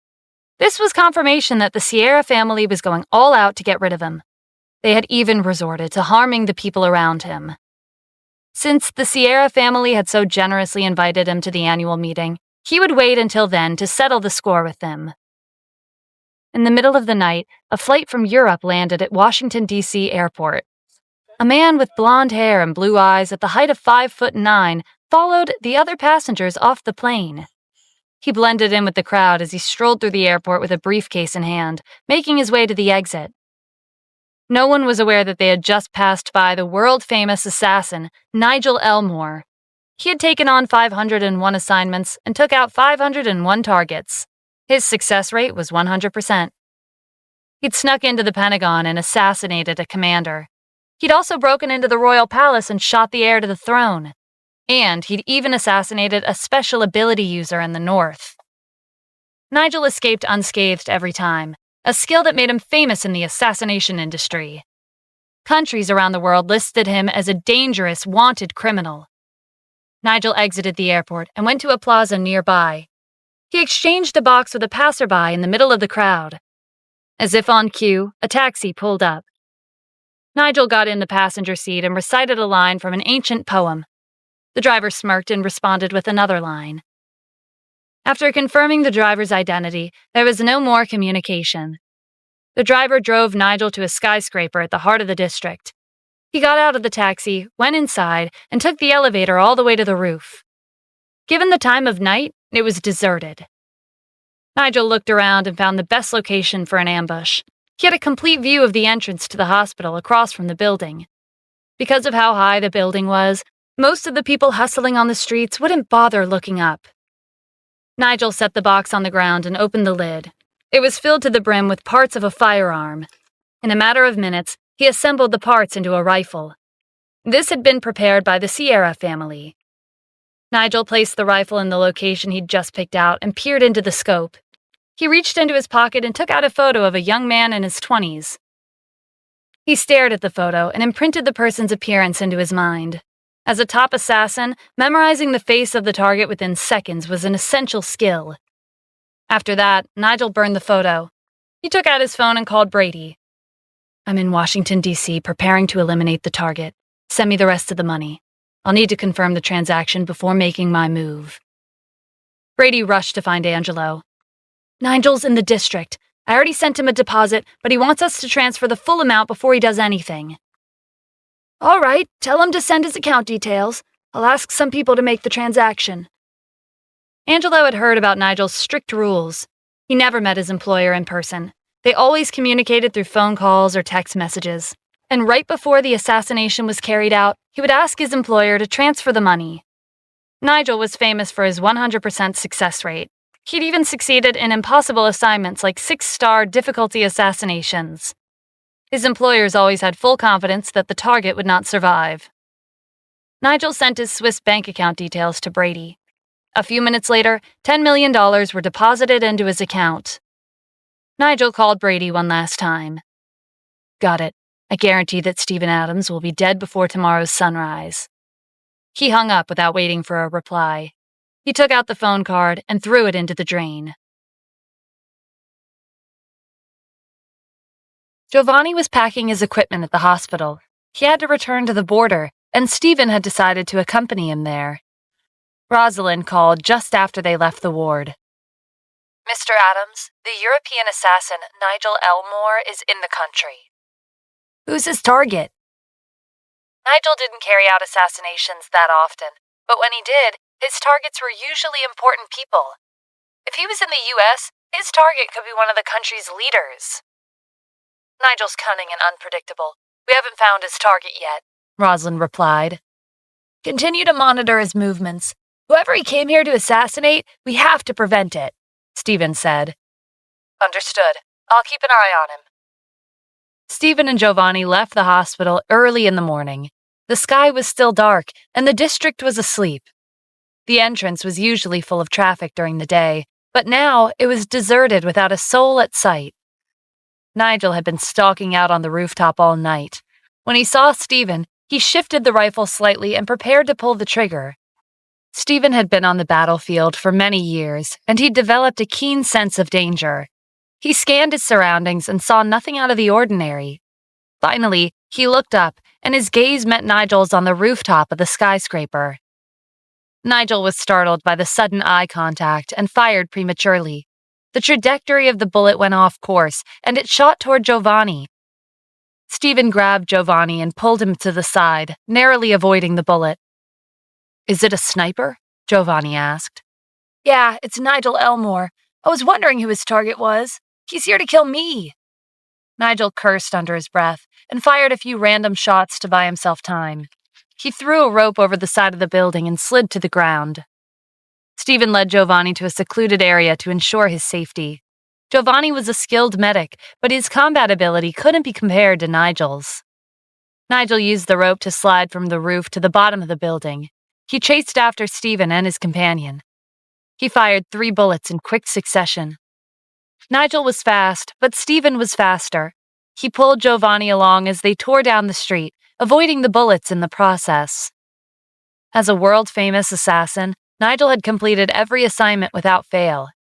He had hit his targets with 1 bullet each time. He'd never fired a second shot. The same thing happened when he broke into the Pentagon and assassinated a commander. This time, Nigel had fired multiple shots, but none of them hit the target. He felt like he was playing a game of chess. He'd been undefeated for so long, and he'd never met an opponent who could match up to him. The thrill sparked his competitive spirit. Stephen took Giovanni to a relatively secluded location. There was nothing around except for an abandoned factory. Fortunately, there were many empty bunkers nearby. He could hide Giovanni behind one of them and then focus his attention on Nigel. While Nigel was giving chase, he discarded his rifle. He turned the corner and unzipped his briefcase. It was filled with mechanical parts. In no time at all, he assembled the parts into a rocket launcher. Nigel carried the weapon on his shoulder. It was heavy, but his movements were just as fast. He ran in the direction where Stephen and his companion had gone. When he arrived at the abandoned factory, he scoured every object in sight with a sharp gaze. A voice rang out. "Nigel Elmore, haven't you heard that our country is forbidden territory for foreign mercenaries and assassins?" Nigel followed the sound of Stephen's voice and locked onto his position. "I have, but what does that matter? I'll leave the country immediately after I kill you." Even if the military knows I'm here, what can they do to me? That confirms your target is me. Who hired you? Sorry, but I can't tell you that. You're a dead man, and I could let you in on the details before you die. But I'm a professional. I never leak information about my employer. If you really want to know, then ask God in the afterlife. As Nigel spoke, he pulled the trigger of the rocket launcher. With a boom, a cannonball shot out from the launcher. His shoulder hurt from the recoil. The bunker that Stephen had been hiding behind was instantly blasted into a deep pit. Smoke filled the air. It was finally over. All he had to do now was check if Stephen's body had been blown to pieces. But before he could take 2 steps, Stephen appeared without a scratch on his body. "How are you still alive?" Nigel exclaimed in disbelief. The rocket launcher he'd assembled was fast and powerful. Even the fastest person on Earth wouldn't be able to dodge the attack. But Stephen had done it. Little did he know that Stephen's speed went beyond his imagination. He had seen Nigel pull the trigger while he was talking and moved before the weapon fired. If that was enough to shock you, you'll never be ready for what's about to come next, Stephen said with a smile. He rushed at Nigel with blinding speed. It was then that Nigel regained his senses. Under normal circumstances, he would have tried to dodge Stephen's attack, but he was so fast that it would be an impossible feat. Nigel loaded the launcher in a split second and fired at Stephen, who had almost reached him. Given the short distance between them, once the missile hit Stephen, the blast would likely take him out too. To his surprise, Stephen dodged the missile for a second time, and it exploded on a pile of debris behind him. Nigel tossed the launcher aside and turned to run. He wasn't just skilled at hiding and killing his targets from a distance. He was also skilled in escaping. Stephen chased after him and shouted in the direction where Giovanni was hiding. "Giovanni, do you have that scalpel on you?" "It's in my bag." "Lend it to me?" Giovanni appeared from his hiding place and threw the sharp object at Stephen. Stephen caught it with ease and flung it at Nigel. The scalpel hit Nigel's back, sending him tumbling to the ground. Giovanni's scalpel had been laced with poison. Nigel had only been stabbed once, but it was impossible for him to survive. "I told you, our country is forbidden territory for foreign mercenaries and assassins. It doesn't matter who you are. You set foot in our territory, so your death is your only ending." Stephen crouched next to Nigel's prone form. "I know you're a professional, and you won't reveal your employer's identity. That's fine. However, I can tell you who I am." The abandoned factory was located near Washington, D.C.'s military base, so the commotion had caught Rosalind and the others' attention. They rushed over. "Is that Nigel Elmore?" Rosalind said, staring at the body on the ground in disbelief. "Yeah, get rid of his body," Stephen instructed. Rosalind asked a few soldiers to take the body away. "We just found out that $10 million were deposited into Nigel's Swiss bank account 4 hours ago. The Sierra family in New York City made the transaction." "Is that so? I didn't think they would go this far and spend this much money to make me disappear. Looks like this year's annual family meeting is important to them. Since they're trying this hard to take care of any loose ends, I'll be sure to give them a surprise they'll never forget."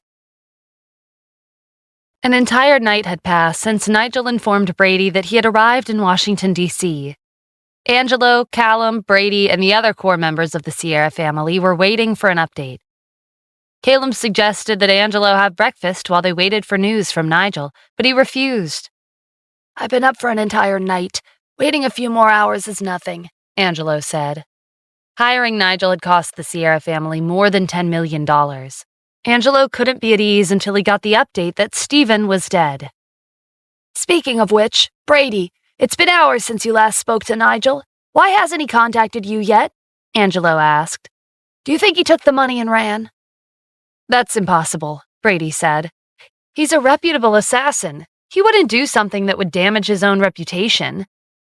Brady sounded confident, but he wasn't certain. This was the first time he'd hired an assassin at Nigel's level. They even had to pay him in the full amount in advance. If he really did run off with the money...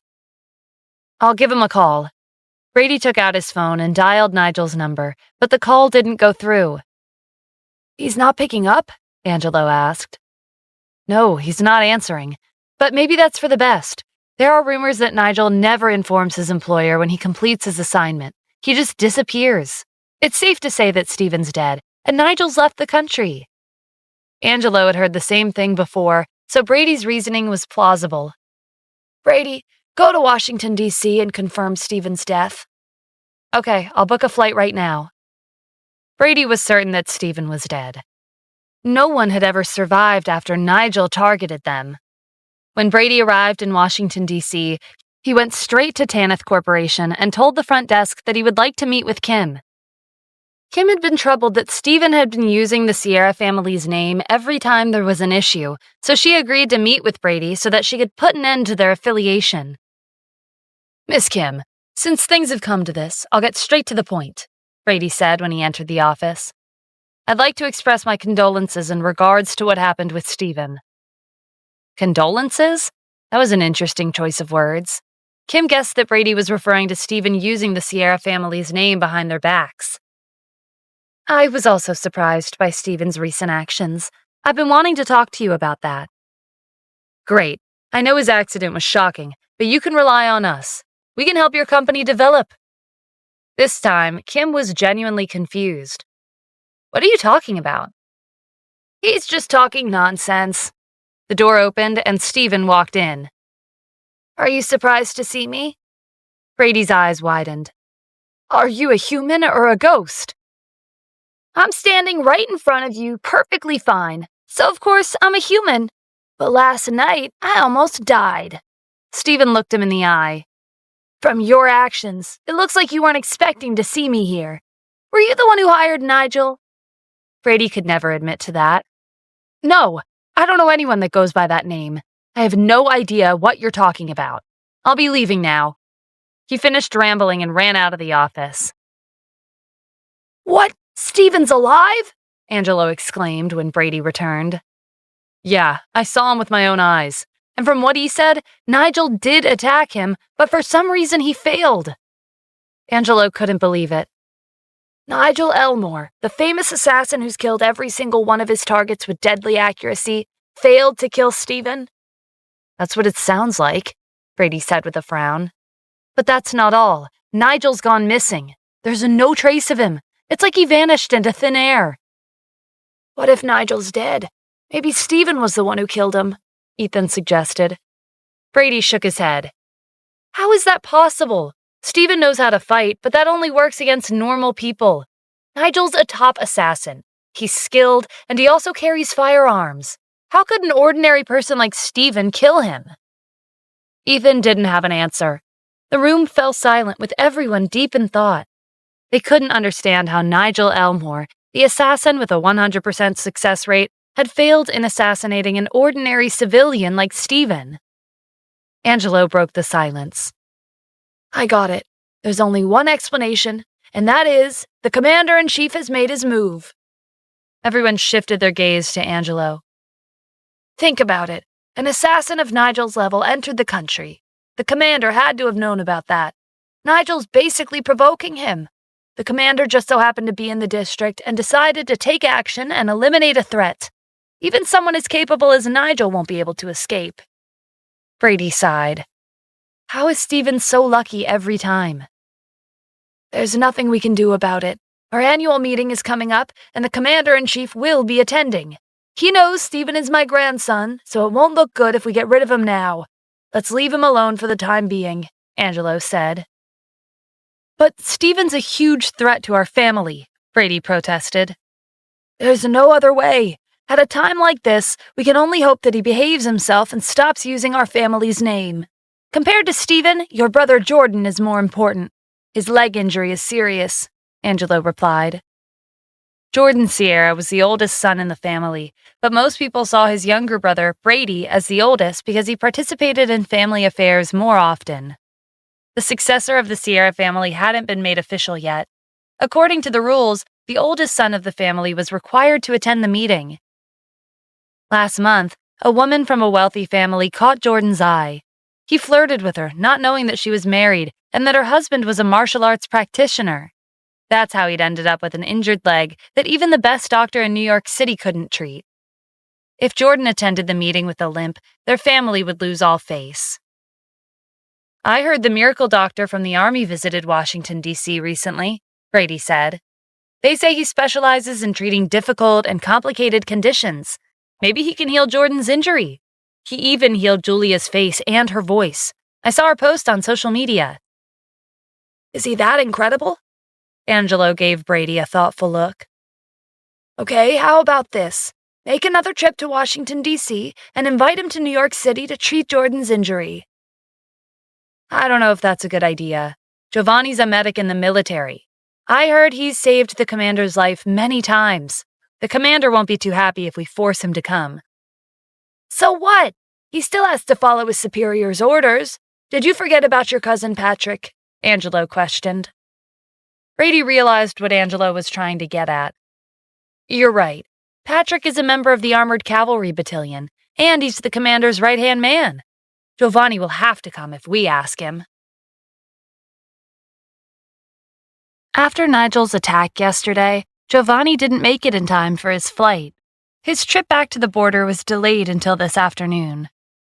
Stephen would still be accompanying him to the airport. At this time, Giovanni received a letter. He opened it and broke into a smile. What's that? You look like you're in a good mood, Stephen said. Giovanni handed him the letter. You should read it. Stephen scanned the contents. It was a short letter that could be summarized into one sentence. General Patrick Sierra, a member of the Armored Cavalry Battalion, had given Giovanni Hutchins an order to go to New York City immediately and treat Jordan Sierra.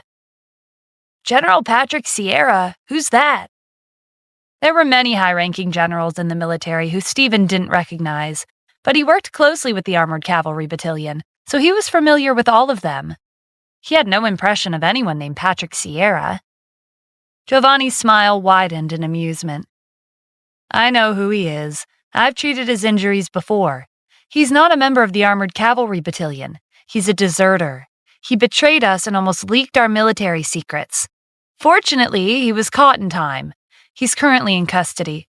We're kind to prisoners, so we allowed him to send letters back home. Stephen nodded in understanding. So that's how it is. Patrick must have sent a letter back home and lied that he was a member of the Armored Cavalry Battalion. His family believed him and thought he and I were close. That sounds about right.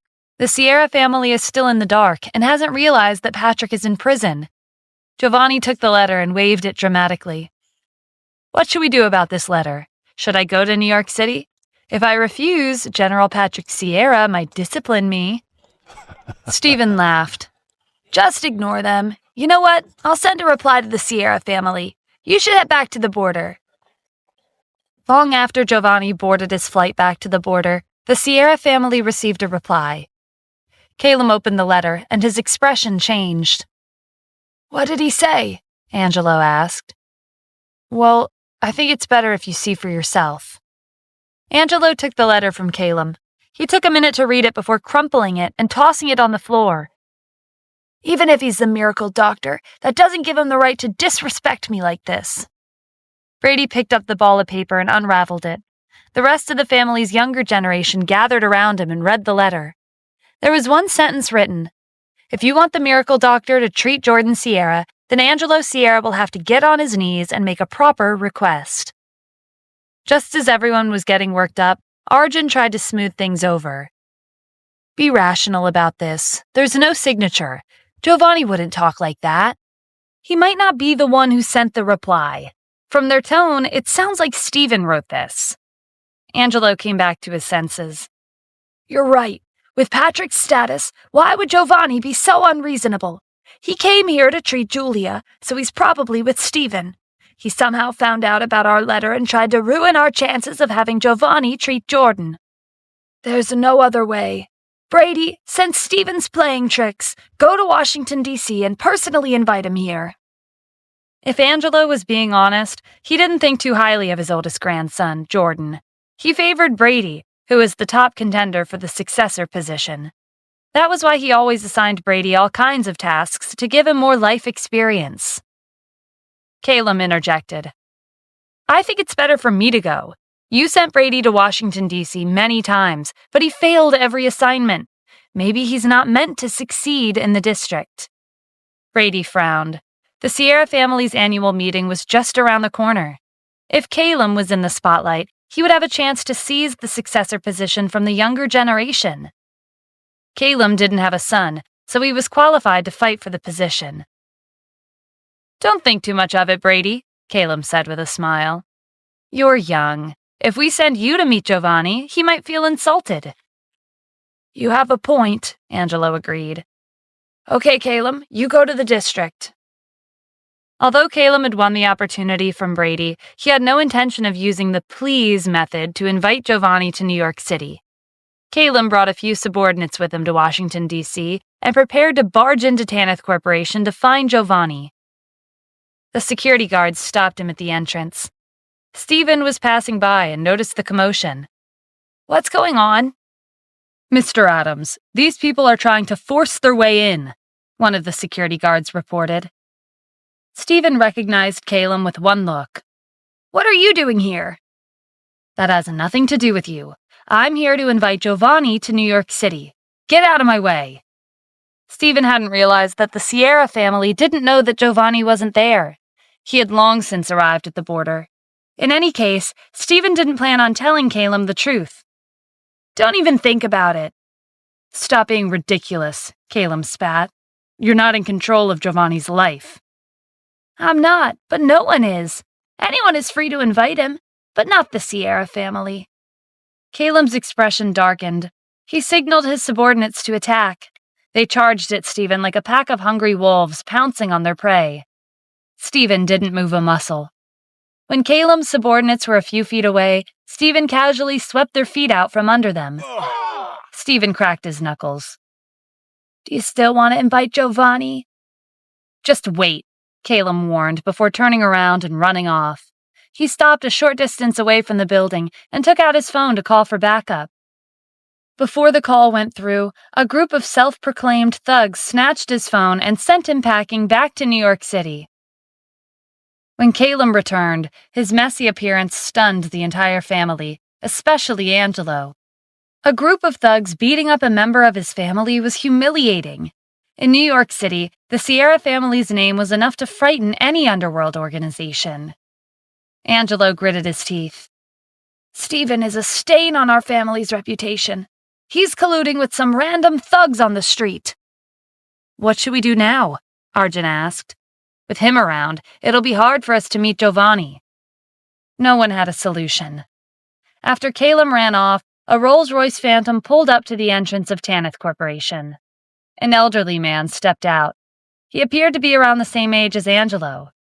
He walked into the building with two subordinates. "Are you Stephen Adams?" the elderly man called out. "I'm Marcus Sierra, the head of the Sierra family in Jersey City." "What do you want?" Stephen asked, not bothering with pleasantries. Marcus smiled. "I heard that you're Angelo's grandson, but he's refusing to acknowledge your familial ties. I don't think he'll be inviting you to the annual meeting this year."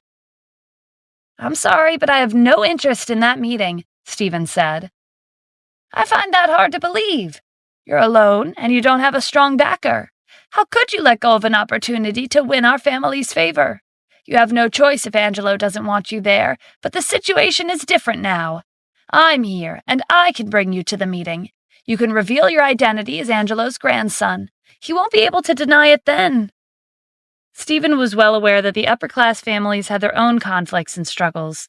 They were competitive, and the Sierra family's branches were no different. "I'll tell you again, I'm not interested in the meeting.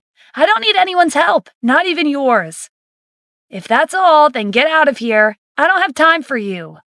Stephen turned and walked away. Marcus wasn't angry, even after being spoken to in a rude tone. "Should we bring him to the meeting by force?" one of his subordinates suggested. "No, I was just testing him. His bold attitude is just like Angelo's. I'll have to find another way to make him attend the meeting." The Sierra family was still discussing the issue with Giovanni when Angelo received a call from Marcus, informing him that he'd be paying him a visit in New York City. The Sierra family in New York City wasn't that far from their branch family in Jersey City. Angelo and Marcus had been competing with each other for a long time. Angelo's family looked down on the remote location of Jersey City.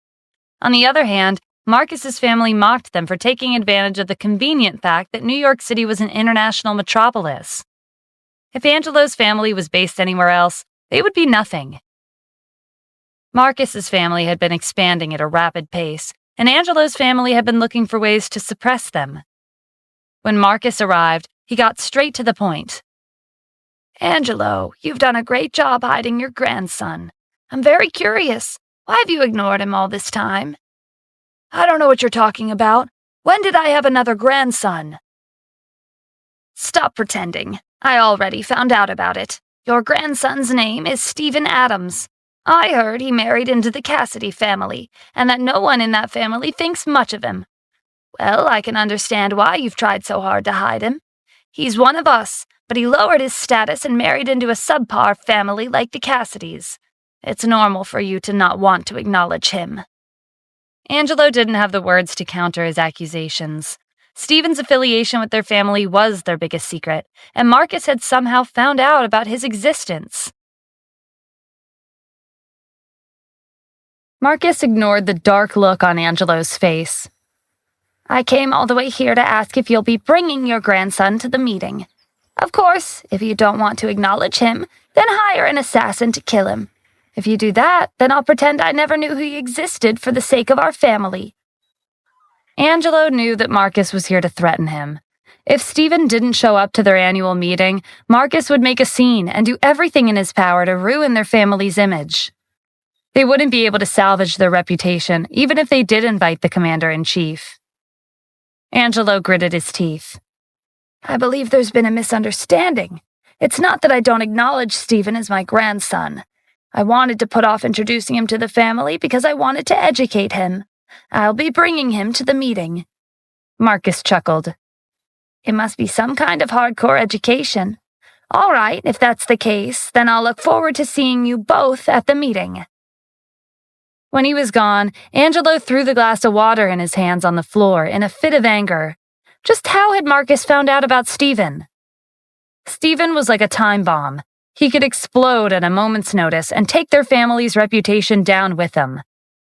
If Angelo really brought him to the meeting, there was a risk that he would make a fool of himself. It had to have been Stephen who revealed his identity to Marcus, Brady said.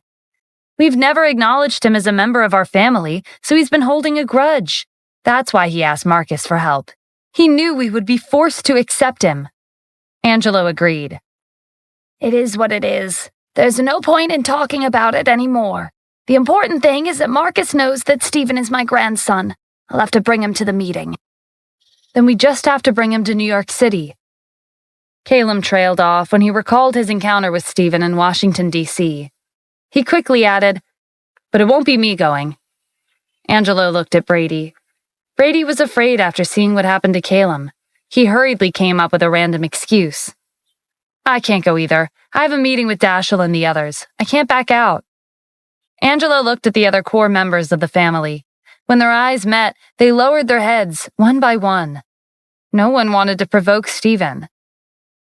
I think it would be better to let Stephanie's family invite him over, Arjun suggested. Angelo brightened. You're right. She's on good terms with Stephen. They summoned Stephanie's family to the main hall. When her father found out that they had been chosen to invite Stephen to their family's annual meeting, he was full of complaints. Stephanie's father continued to nag nonstop after they arrived in Washington, D.C., and met up with Stephen. Stephen, it's not that I don't like you, but with your status, it's not appropriate for you to attend our family's meeting. But the head of our family has spoken, so we have to listen to him. Stephen could tell that after Marcus left, he had gone to New York City to look for Angelo. Otherwise, the Sierra family would never have let him participate in the meeting. To be honest, having me make an appearance at the meeting could be considered a great honor for your family. Stephanie's father scoffed. You think too highly of yourself. Stephanie rolled her eyes. Why are you talking to him like that? She pulled Stephen to the side.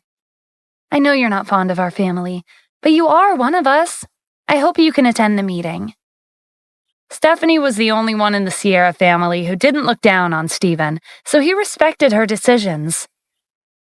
Okay, if you want me to come to the meeting, I won't disappoint you. Stephanie's family went back to New York City to report to Angelo.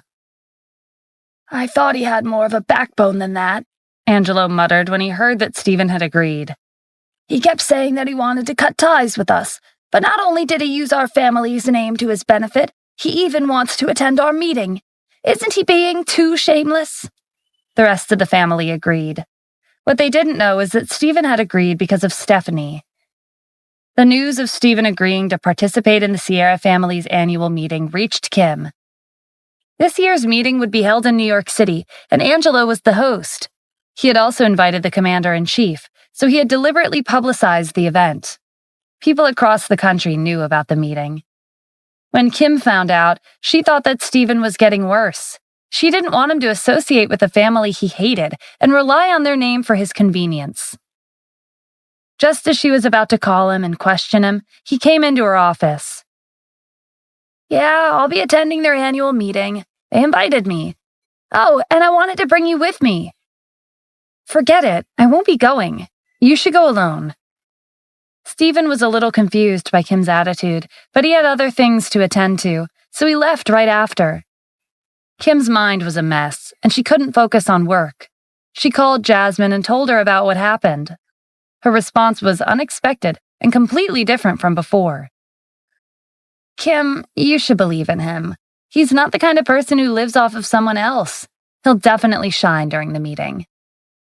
Even if he does stand out, that doesn't change the fact that he's been relying on the Sierra family's name behind their backs. Jasmine wanted to clarify that Stephen was the owner of the Wyvern Group and that he was capable of resolving problems without the Sierra family's name. But she had promised him that she would keep his secret. Never mind, let's drop this topic, Kim said with a sigh. Oh, I've been meaning to ask you about the event on Mantis Island. I heard the owner showed up. How did it go? Did you meet him? Was he handsome? Did he move your heart? Jasmine was embarrassed by her previous enthusiasm. He was average-looking, nothing special.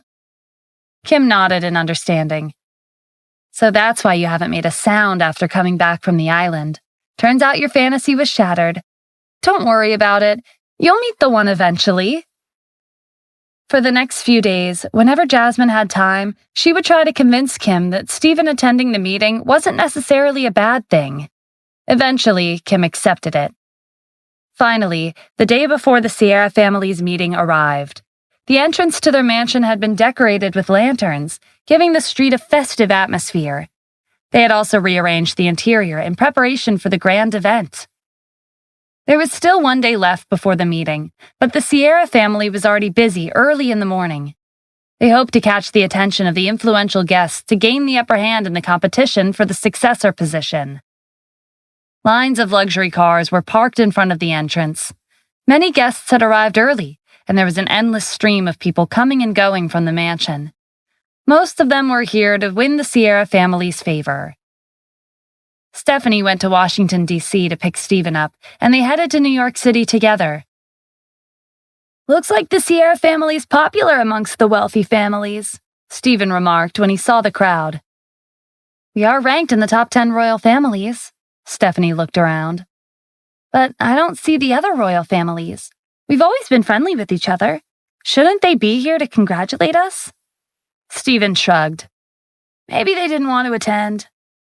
He had noticed right off the bat that Tremaine and the other 49 royal family leaders weren't here. It was obvious that the Sierra family was being ostracized, but they were none the wiser.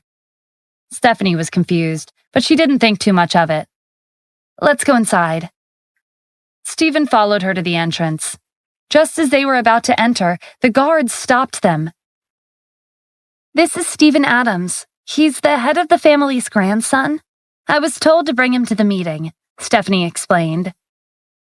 He's a member of our family, but it's not that easy to enter our house. Caleb, Brady, Ethan, Arjun, and the others stepped out. There are conditions, Brady added. None of them were pleased to see Stephen, especially Caleb. After being humiliated multiple times, he wanted nothing more than to tear him to pieces. What conditions? Stephen asked indifferently. Tell me about them. All right, listen carefully. Caleb held up a finger. First, you'll have to kneel to everyone in our family, including the branch members. Only then will we recognize you as one of us." "Uncle Calum, there are thousands of people in our family. He'll have to kneel for hours," Stephanie protested. Stephen patted her shoulder, signaling for her to keep quiet. He turned back to Calum. "Continue." Calum held up another finger. "Second, you'll have to change your surname. From now on, your name will no longer be Stephen Adams. You'll be Stephen Sierra." He raised the last finger. "And third, a member of the Sierra family must be able to adapt to the situation and suffer hardship. Therefore, you must accept a slap from each member of our family." Stephanie felt like these conditions were too harsh. Putting aside the humiliation of kneeling in front of each member of the family, accepting a slap from them was inhumane. Angelo appeared at the gates. "Are you not answering because you're afraid, or because you can't accept these 3 conditions? Our country has its laws, but our family has its own rules. If you want to enter our house, you'll have to accept our way of doing things." "Stephen, did you really think you could attend the meeting after revealing your identity to Marcus?" Brady mocked. "It won't be that easy." Angelo and the others had been forced to invite Stephen to the meeting, but they couldn't accept it. The truth was that these 3 conditions had been made up on the spot with the intention of making Stephen suffer. "I'll give you 1 more minute," Angelo said. "In 1 minute, you can either get lost or accept these 3 conditions." Stephen burst into laughter. Angelo snorted. "Why are you laughing? I know you like to play tricks. Don't think it's so easy to weasel your way into our family. If you want to enter our house, then fulfill these conditions. Otherwise, don't even think about it." "Stephen, do you want to kneel or get slapped first?" Brady asked smugly. The smirk on his face disappeared when Stephen gave him a sharp look. He felt a chill run down his spine. "I'm laughing because you're overestimating yourselves. Do you want me to kneel in front of each one of you? Do you think you're qualified?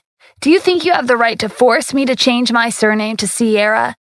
And do you think you can handle the consequences of laying a hand on me?" The Sierra family had always been proud of their status as a royal family. No one had ever looked down on them like this. Angelo burst into laughter in the same way Stephen had. "You want to talk about qualifications? Our family has a long history of hundreds of years. There have been many changes in upper-class families, but we've been in New York City for as long as anyone can remember. We have more than $100 billion worth of assets. We have properties all over the world, including Southeast Asia. Even the largest underworld organization, Hawthorne Society, has to rely on my family. The younger generation is involved in the military, business industry, finances." The rest of the family nodded along as Angelo kept talking. Finally, he reached the end of his spiel and said, "Our family is more influential than you can imagine. Don't bring up qualifications with us again." "If you're as influential as you say you are, why are you only ranked in the top 10 of the royal families and not the first?" Angelo had nothing to say to that. The Sierra family was powerful, but they weren't strong enough to go against the Moran family. Stephen sneered. In the end, after all that rambling about how great the Sierra family was, they weren't qualified to compete with the Moran family. "If I told you that one word from me could get the Sierra family expelled from the royal families and never rise again, would you believe me?" That was the last straw for Angelo. "Don't even think about stepping past these gates today. Even if you fulfill the 3 conditions, you're still not allowed to enter." "You want to stop me? Are you qualified? If I want to enter, then no one can stop me." Stephen walked past Angelo and proceeded to head inside. "Stop him!" Angelo shouted. Ethan was standing the closest. He took a step forward to block his path, but Stephen pushed him away. Brady ran up to Stephen, but he shoved him aside. Next was Arjun's turn. He was much stronger than Brady and Ethan, but he was still no match for Stephen. Stephen grabbed Arjun's arm and flipped him onto his back. Calum waved his hand, and his subordinates rushed over. None of them could get close to Stephen before he sent them crashing to the ground. Stephen was just about to step past the gates when Calum lunged for him. As expected, Calum was also defeated. He was sent flying back with a slap to his face. Stephen glanced at the people on the ground and shook his head in disapproval. "You're one of the top 10 royal families in the city. Is that all you've got? How disappointing!" The Sierra family looked at each other in dismay. None of them had the ability to stop him. With no one blocking his path, Stephen strode past the gates and headed inside, leaving the rest of the family staring at him.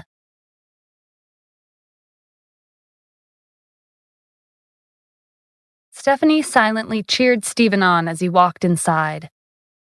Angelo was infuriated. The moment Stephen stepped past the gates, the 3 conditions had lost their meaning. As the head of the family, this was a disgrace. "Stephen, don't be so full of yourself," Angelo called after him. "When did I give you permission to go inside? Dean, show yourself." A man appeared out of nowhere. He was the Sierra family's strongest subordinate. Angelo pointed at Stephen. "Throw him out," he ordered. Dean didn't move. "Why are you just standing there?" Angelo demanded. Stephen was the commander-in-chief. Even though no one here was aware of his identity, Dean knew exactly what he was capable of. Stephen could kill him in an instant if he wanted to. Dean had mastered his stealth and tracking abilities, but he had been discovered so easily on that day that he followed Callan. A lot of time had passed since then, but even now, he still broke out in a cold sweat whenever he remembered the events of that day. "Mr. Angelo, Dean hesitated. What is it? Are you afraid of him?" Their rapidly escalating exchange caught the attention of the rest of the family. Dean was the strongest subordinate they had. To them, he possessed unparalleled strength. Dean's mind raced as he scrambled to come up with an excuse. "Mr. Angelo, I think we should forget about it. The meeting will start tomorrow, and the other branches of the family will be arriving soon. There are many guests here today. If they see us attacking Stephen, it will be a disgrace to our family." "He has a point," Brady said. "Guests are everywhere. We shouldn't complicate things. Why don't we let him in for the time being? We'll deal with him after the meeting." Angelo considered their advice and realized that he was being impulsive. If Dean really did kick Stephen out of the house and Marcus's family witnessed that, rumors would spread without a doubt. Angelo could only compromise for the sake of the meeting. "All right, we'll let Stephen go for now." As for the so-called 3 conditions, no one mentioned them again because it would only expose the fact that Stephen had outright ignored them and strode into the house like he owned the place. To ensure that the annual meeting was smooth sailing, the Sierra family had no choice but to accept Stephen and treat him like one of them. Marcus was patiently waiting for the Sierra family to slip up, so they all had to be careful. That night, Stephen was treated quite well, like he was rich and powerful. But compared to Angelo and the others at the dinner table, Stephen ate and drank without reserve. He couldn't be any further from being a formal and modest member of a royal family. Angelo looked on in displeasure.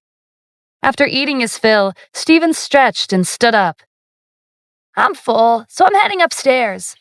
"All right, where's my room?" Angelo waved his hand impatiently and told one of the mansion's staff to take him to his room. After Stephen left, Angelo put his fork down in annoyance. "A bastard will always be a bastard. He has no manners. Does he think he's a real member of our family? He's not qualified to be my grandson. I'll never acknowledge him." "He's just like his shameless mother," Calum echoed. Stephen's biological mother was Calum's younger sister. When he called her shameless, Angelo agreed with him. "What did you just say?" Stephen had returned to the dining table.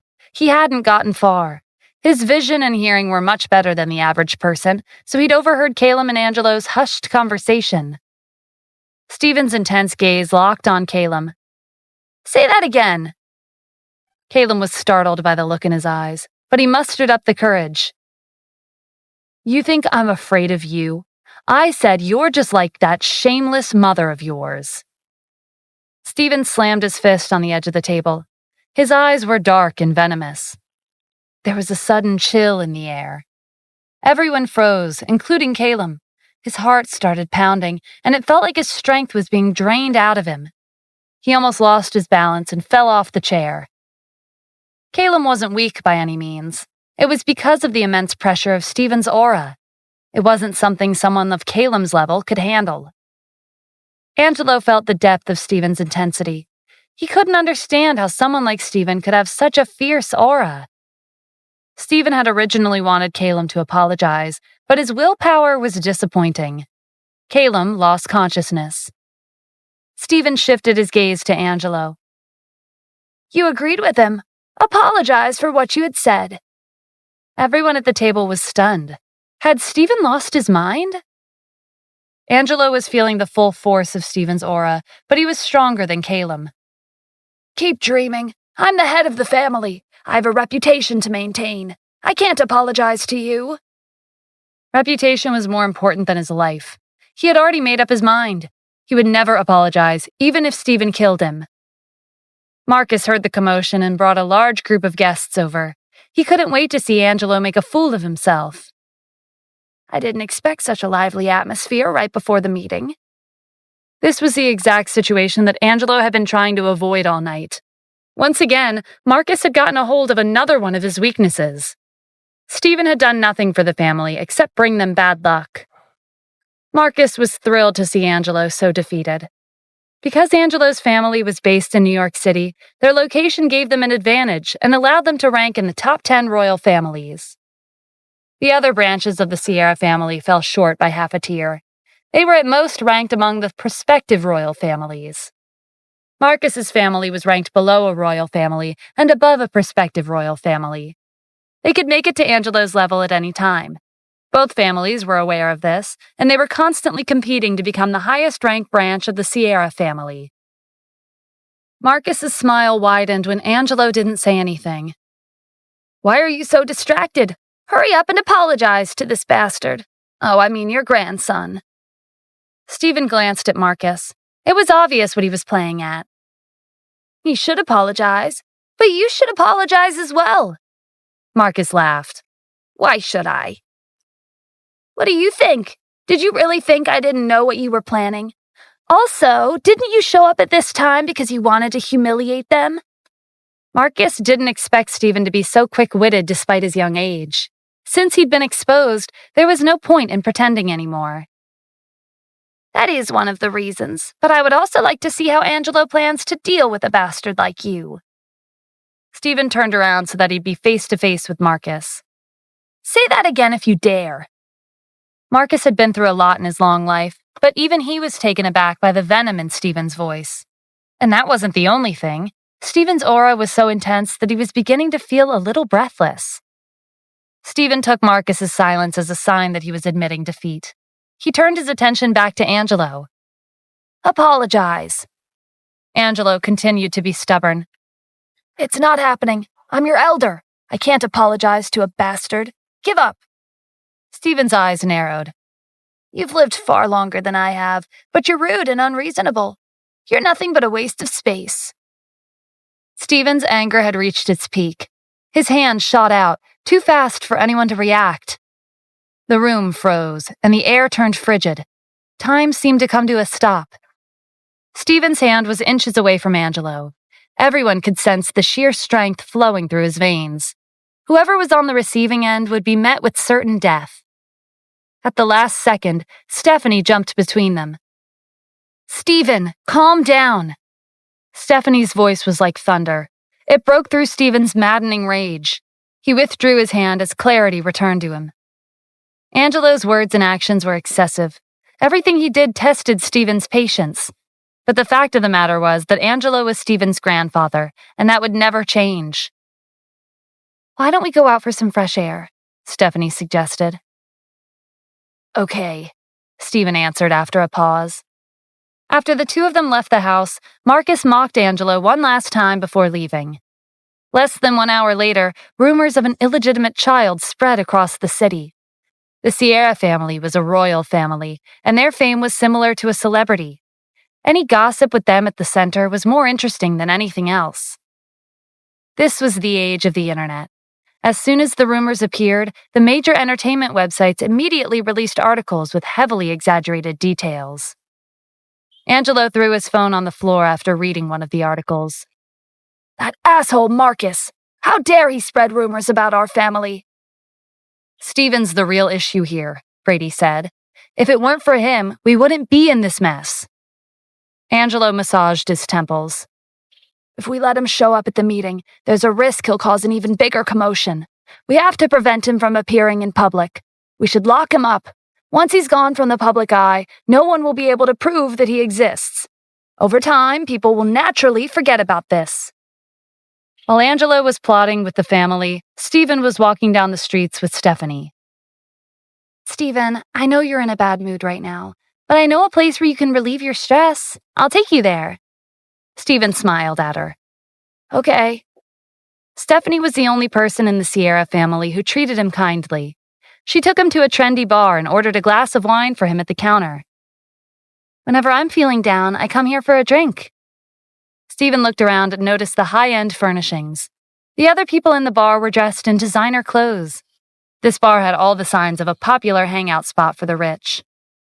A group of people came over to their table. "Hey, Stephanie, why are you here?" They were Stephanie's previous classmates, and they came from wealthy backgrounds. One of the girls glanced at Stephen. "Isn't your family preparing for the meeting? Do you have time to come here and play?" Another girl chimed in. "How could a meeting be more important than a handsome man? Are you dating him, Stephanie?" Stephanie rolled her eyes. "This is Stephen. He's my cousin. My family invited him to the meeting. He came here from Washington, D.C. The first girl sized him up. "He's from the district? No wonder he's so uncouth." Another classmate, Sammy, joined in. "He's not just her cousin. He's that bastard son of the Sierra family who caused a commotion on the internet." Stephanie didn't expect to hear that term being thrown around at a trendy bar so far from home. Rumors about her family's situation had spread faster than she thought they would. Angelo called Callum, Arjun, Brady, and the others over for a meeting. "Did something happen?" Brady asked, noticing the serious atmosphere. Angelo had a solemn look on his face. "I just received news that the Moran family has left New York City." "Are you sure?" Callum asked doubtfully. It hadn't been long since Tremaine Moran's 100th birthday. Aside from the chaos that had been his first 50 years, he hadn't taken a step out of New York City for the past 50 years. Tremaine's sudden departure was a ground-shattering event. "I'm certain," Angelo confirmed. "Tremaine hasn't left the city for 50 years until now." "This is shocking news," Brady said. "If the head of the Moran family is personally heading out, do you think this has something to do with Harland? Dashiell went to Washington, D.C. recently, but there's been no news from him." Calum shook his head. "Aren't you thinking too much? With Harland's strength, I can't think of anyone who'd provoke him in such a small place like Washington, D.C., especially not to the extent that would make Tremaine take action himself." Angelo agreed. "Even if Harland slept with Stephen's wife, what could he possibly do? He has no means to cause a storm." This is true.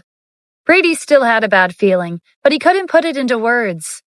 "I think we should find out what happened. We'll be at a disadvantage if we keep wasting time and guessing." "All right. Then Brady, head to Washington, D.C. and find out what's going on. We won't be able to sleep in peace until we grasp the situation." As the head of the Sierra family, Angelo needed to keep tabs on any major incident concerning the city. Knowledge was power, after all. Micah, a member of Hawthorne Society's 8 deities, had been paying attention to the situation with the royal entourage. When he found out about their encounter with Stephen, he hurried to report the news to Atticus. "They must have provoked the commander-in-chief somehow," Atticus said solemnly.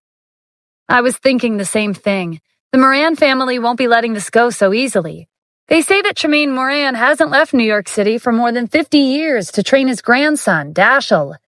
Now that Dashiell's been injured, Tremaine will definitely be coming to the district. Maybe he's on his way here. Or rather, perhaps they're already in the district." Micah's subordinate ran into the room and handed him a note. "I've just received a message from my informant. Tremaine is in Washington, D.C. Atticus stood up. "This won't do. I have to stop them. Hawthorne Society and the Moran family are all on good terms. We've been good friends for many years. I can't just watch Tremaine walk to his death. Where are they now? Come with me." Tremaine, the 49 family heads, and their subordinates were on a remote road leading to Washington, D.C.'s military base. "Mr. Tremaine, please wait." A few people appeared in front of them. Tremaine tightened his grip on the blade. "Listen up. Anyone who tries to block our way will be killed without mercy." The 49 family heads responded at the same time. When Tremaine saw who it was, he let go of his blade. "Atticus, what are you doing here?"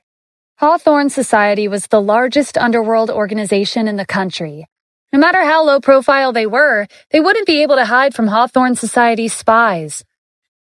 "I know why you're rushed here, but I suggest you return to New York City," Atticus advised. "Things won't turn out well for you if you continue down this path." Tremaine snorted. "The only reason I'm letting this slide is because of our many years of friendship. I know that Hawthorne Society has a connection with the person behind this, but it doesn't matter how much you speak up for him. I can't heed your advice. He ruined my grandson's arms." "Mr. Tremaine, I'm not trying to speak up for him." Atticus wanted to explain, but it was difficult because he couldn't reveal Stephen's identity. "I'm saying this because of his background. None of us should provoke him." "Humph, stop trying to scare me. I'll avenge my grandson regardless of what background he has." Tremaine reached for his weapon and pointed it at Atticus. "I'll say one last thing. If you stop me again, I'll kill you." Tremaine's bodyguards drew their weapons. Atticus, Micah, and the rest had no choice but to step to the side and let them pass. Tremaine and his group arrived in Washington, D.C.'s military base at midnight. He looked around. "This place is spacious. There's no moon tonight. It's dark, so it's perfect for slaughter."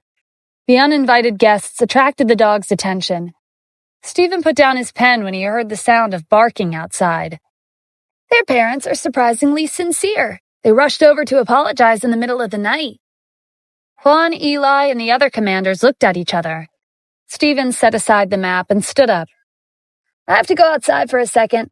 They came here for a sincere apology. I shouldn't keep them waiting." "Mr. Adams, do you mind if we go with you?" Eli asked. He was very curious about the identity of the other party. They had provoked the commander-in-chief and even knocked down the wall of the military base. Stephen looked at Eli and then at the other commanders. They looked expectant. "You want to come with me?" They nodded. "All right, let's go." Stephen left the base while being escorted by the 4 great generals and 8 military base commanders. The second Stephen stepped through the gates, he felt the strong aura. Compared to Dashiell's subordinates, these people were hiding their auras to keep a low profile. This wasn't a skill that just anyone could achieve. Stephen was impressed. "As expected of a royal family that's been around for hundreds of years." His gaze swept over the crowd, but he didn't see any signs of the Sierra family. Dashiell, who was standing next to Tremaine, recognized Stephen with a single glance. How could he have forgotten? The person in the middle is Stephen. Even if he turned to ashes, I would still be able to recognize him. Dashiell was a little surprised by the backup Stephen had brought, but he was confident that as long as his grandfather, Tremaine, was around, it wouldn't matter how many people were on his side. Their family had been in existence for hundreds of years. They were not to be trifled with. Tremaine and the 49 family heads fixed their glares on Stephen at the same time. Their eyes were filled with hatred, as if they wanted to skin him alive. However, Tremaine didn't say anything, so no one dared to make a move. "My grandson just accused you. Do you admit to your crimes?"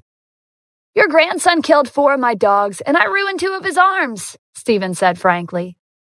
Tremaine was so angry that the aura he had been holding back seeped out in waves. "You ruined my grandson's life because of 4 dogs." Dashiell was the successor of the top royal family in New York City, and Tremaine had nurtured him for many years. The life of an animal was nothing compared to his. "That's right," Stephen confirmed. "You can think about it this way. A long time ago, it was considered the norm to pay for one's life while taking another. You and everyone else here clearly believe this in principle. Dashiell killed 4 of my dogs, and he paid with 2 arms. Don't you think it's a light punishment for what he did?" The 49 family heads looked on in shock. This was the first time someone had spoken to Tremaine like this. Tremaine laughed in disbelief. You're a daring young man. Then let me ask you one question. Did you injure the members of the royal entourage? I did. Tremaine turned to the 49 family heads behind him. You all heard what he said, right? He's the one who did that to your successors. The enemy is right in front of us. What are you all waiting for? The head of the Pierce family was the first to brandish his weapon. The rest followed his lead.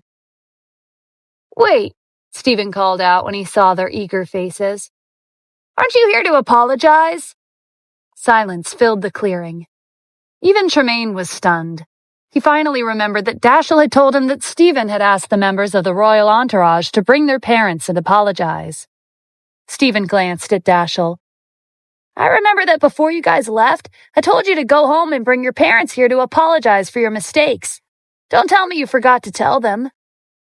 With Tremaine here, Dashiell wasn't afraid of him.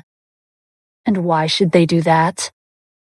I told you. If children make mistakes, then it was the fault of the adults who didn't teach them properly, so they should apologize for their children's mistakes. The 49 family heads looked at each other. Stephen wasn't just provoking Tremaine. He was provoking everyone here. The commanders of the military bases exchanged a confused glance. Weren't they here to give the commander-in-chief an apology? Why had they changed their minds to revenge? Eli was the commander of New York's military base, so he had recognized Tremaine and the 49 family heads the second he stepped out. They were famous amongst the upper class, and it was natural for Eli, who was responsible for keeping the peace and protecting the city, to know their faces. This was especially true for the head of the #1 royal family in the city, Tremaine. He could cover the sky with one hand, and he could make the economy fall back by 10 years with a few words. But even someone like Tremaine needed security. He had chosen to be on good terms with Eli. Tremaine threw his head back and laughed. Do you really not know who we are, or are you pretending to be stupid? Why don't you tell me? Who are you people? Stephen asked. Before Tremaine could say anything, the head of the Pierce family spoke. The person standing in front of you is the head of the #1 royal family in New York City, Tremaine Moran. Maybe you don't understand the concept of a royal family, so let me put it this way. Even the local government has to treat him with respect and address him with honorifics. As for me, I'm the head of the Pierce family. We are ranked second amongst the royal families in the city. Harland is my grandson. So, you're his grandfather. Seeing how arrogant you are, you must have spoiled him too much. That's why he goes around harassing women. I taught your grandson a lesson for you. You should thank me, Stephen replied. The head of the Pierce family frowned. I'll tell you right now that you can't afford to offend any of us. There's no one in this world whom I can't offend, Stephen said. Tremaine didn't expect him to look down on them, even after they revealed their identities. It seems like I have to explain to you what a royal family is. There's no need for that. Even if you explain, it doesn't change the fact that none of you are a match for me. Tremaine's anger had fizzled out because of Stephen's casual and relaxed attitude. It had been replaced by apprehension. Tremaine thought back to when Atticus had stopped him on his way here. From what he could see, Stephen didn't look like anyone special, but perhaps he really did have an extraordinary background. Any normal person would have been scared by just hearing the name Tremaine Moran. Are you from Washington, D.C.? Tremaine asked carefully. He wasn't afraid of ordinary noble families, but the same couldn't be said if Stephen was from one of the top 10 prestigious families in Washington, D.C. If that were the case, none of them would be a match for him, even if they combined their forces. Stephen saw through Tremaine's thoughts with a single glance. No. Are you trying to find out more about me? I'm from Los Angeles. In truth, Stephen was from Washington, D.C., but after the incident 6 years ago, he had cut all ties with the Addams family. He had been staying in Los Angeles for the past few years, so it technically wasn't a lie. If that's the case, then this will be easy, Tremaine said. Stephen wasn't from a prestigious family in Washington, D.C., so he didn't have to be wary of him. I've been alive for 100 years, and I've spent a lot of time raising and training Dashiell. No one has ever slighted him. You're the first, so you tell me. How do you think I should deal with you to settle the score?" Tremaine's tone was calm, but the other family heads held their breath for what was about to come. Ever since he became the head of the #1 royal family in the city, no one had ever come close to threatening his position, and no one had ever made him this angry. For the past several decades, whoever had dared to speak to Tremaine like this had ended up in a mangled state, with no exception. Stephen was the first to do so, and he was dead.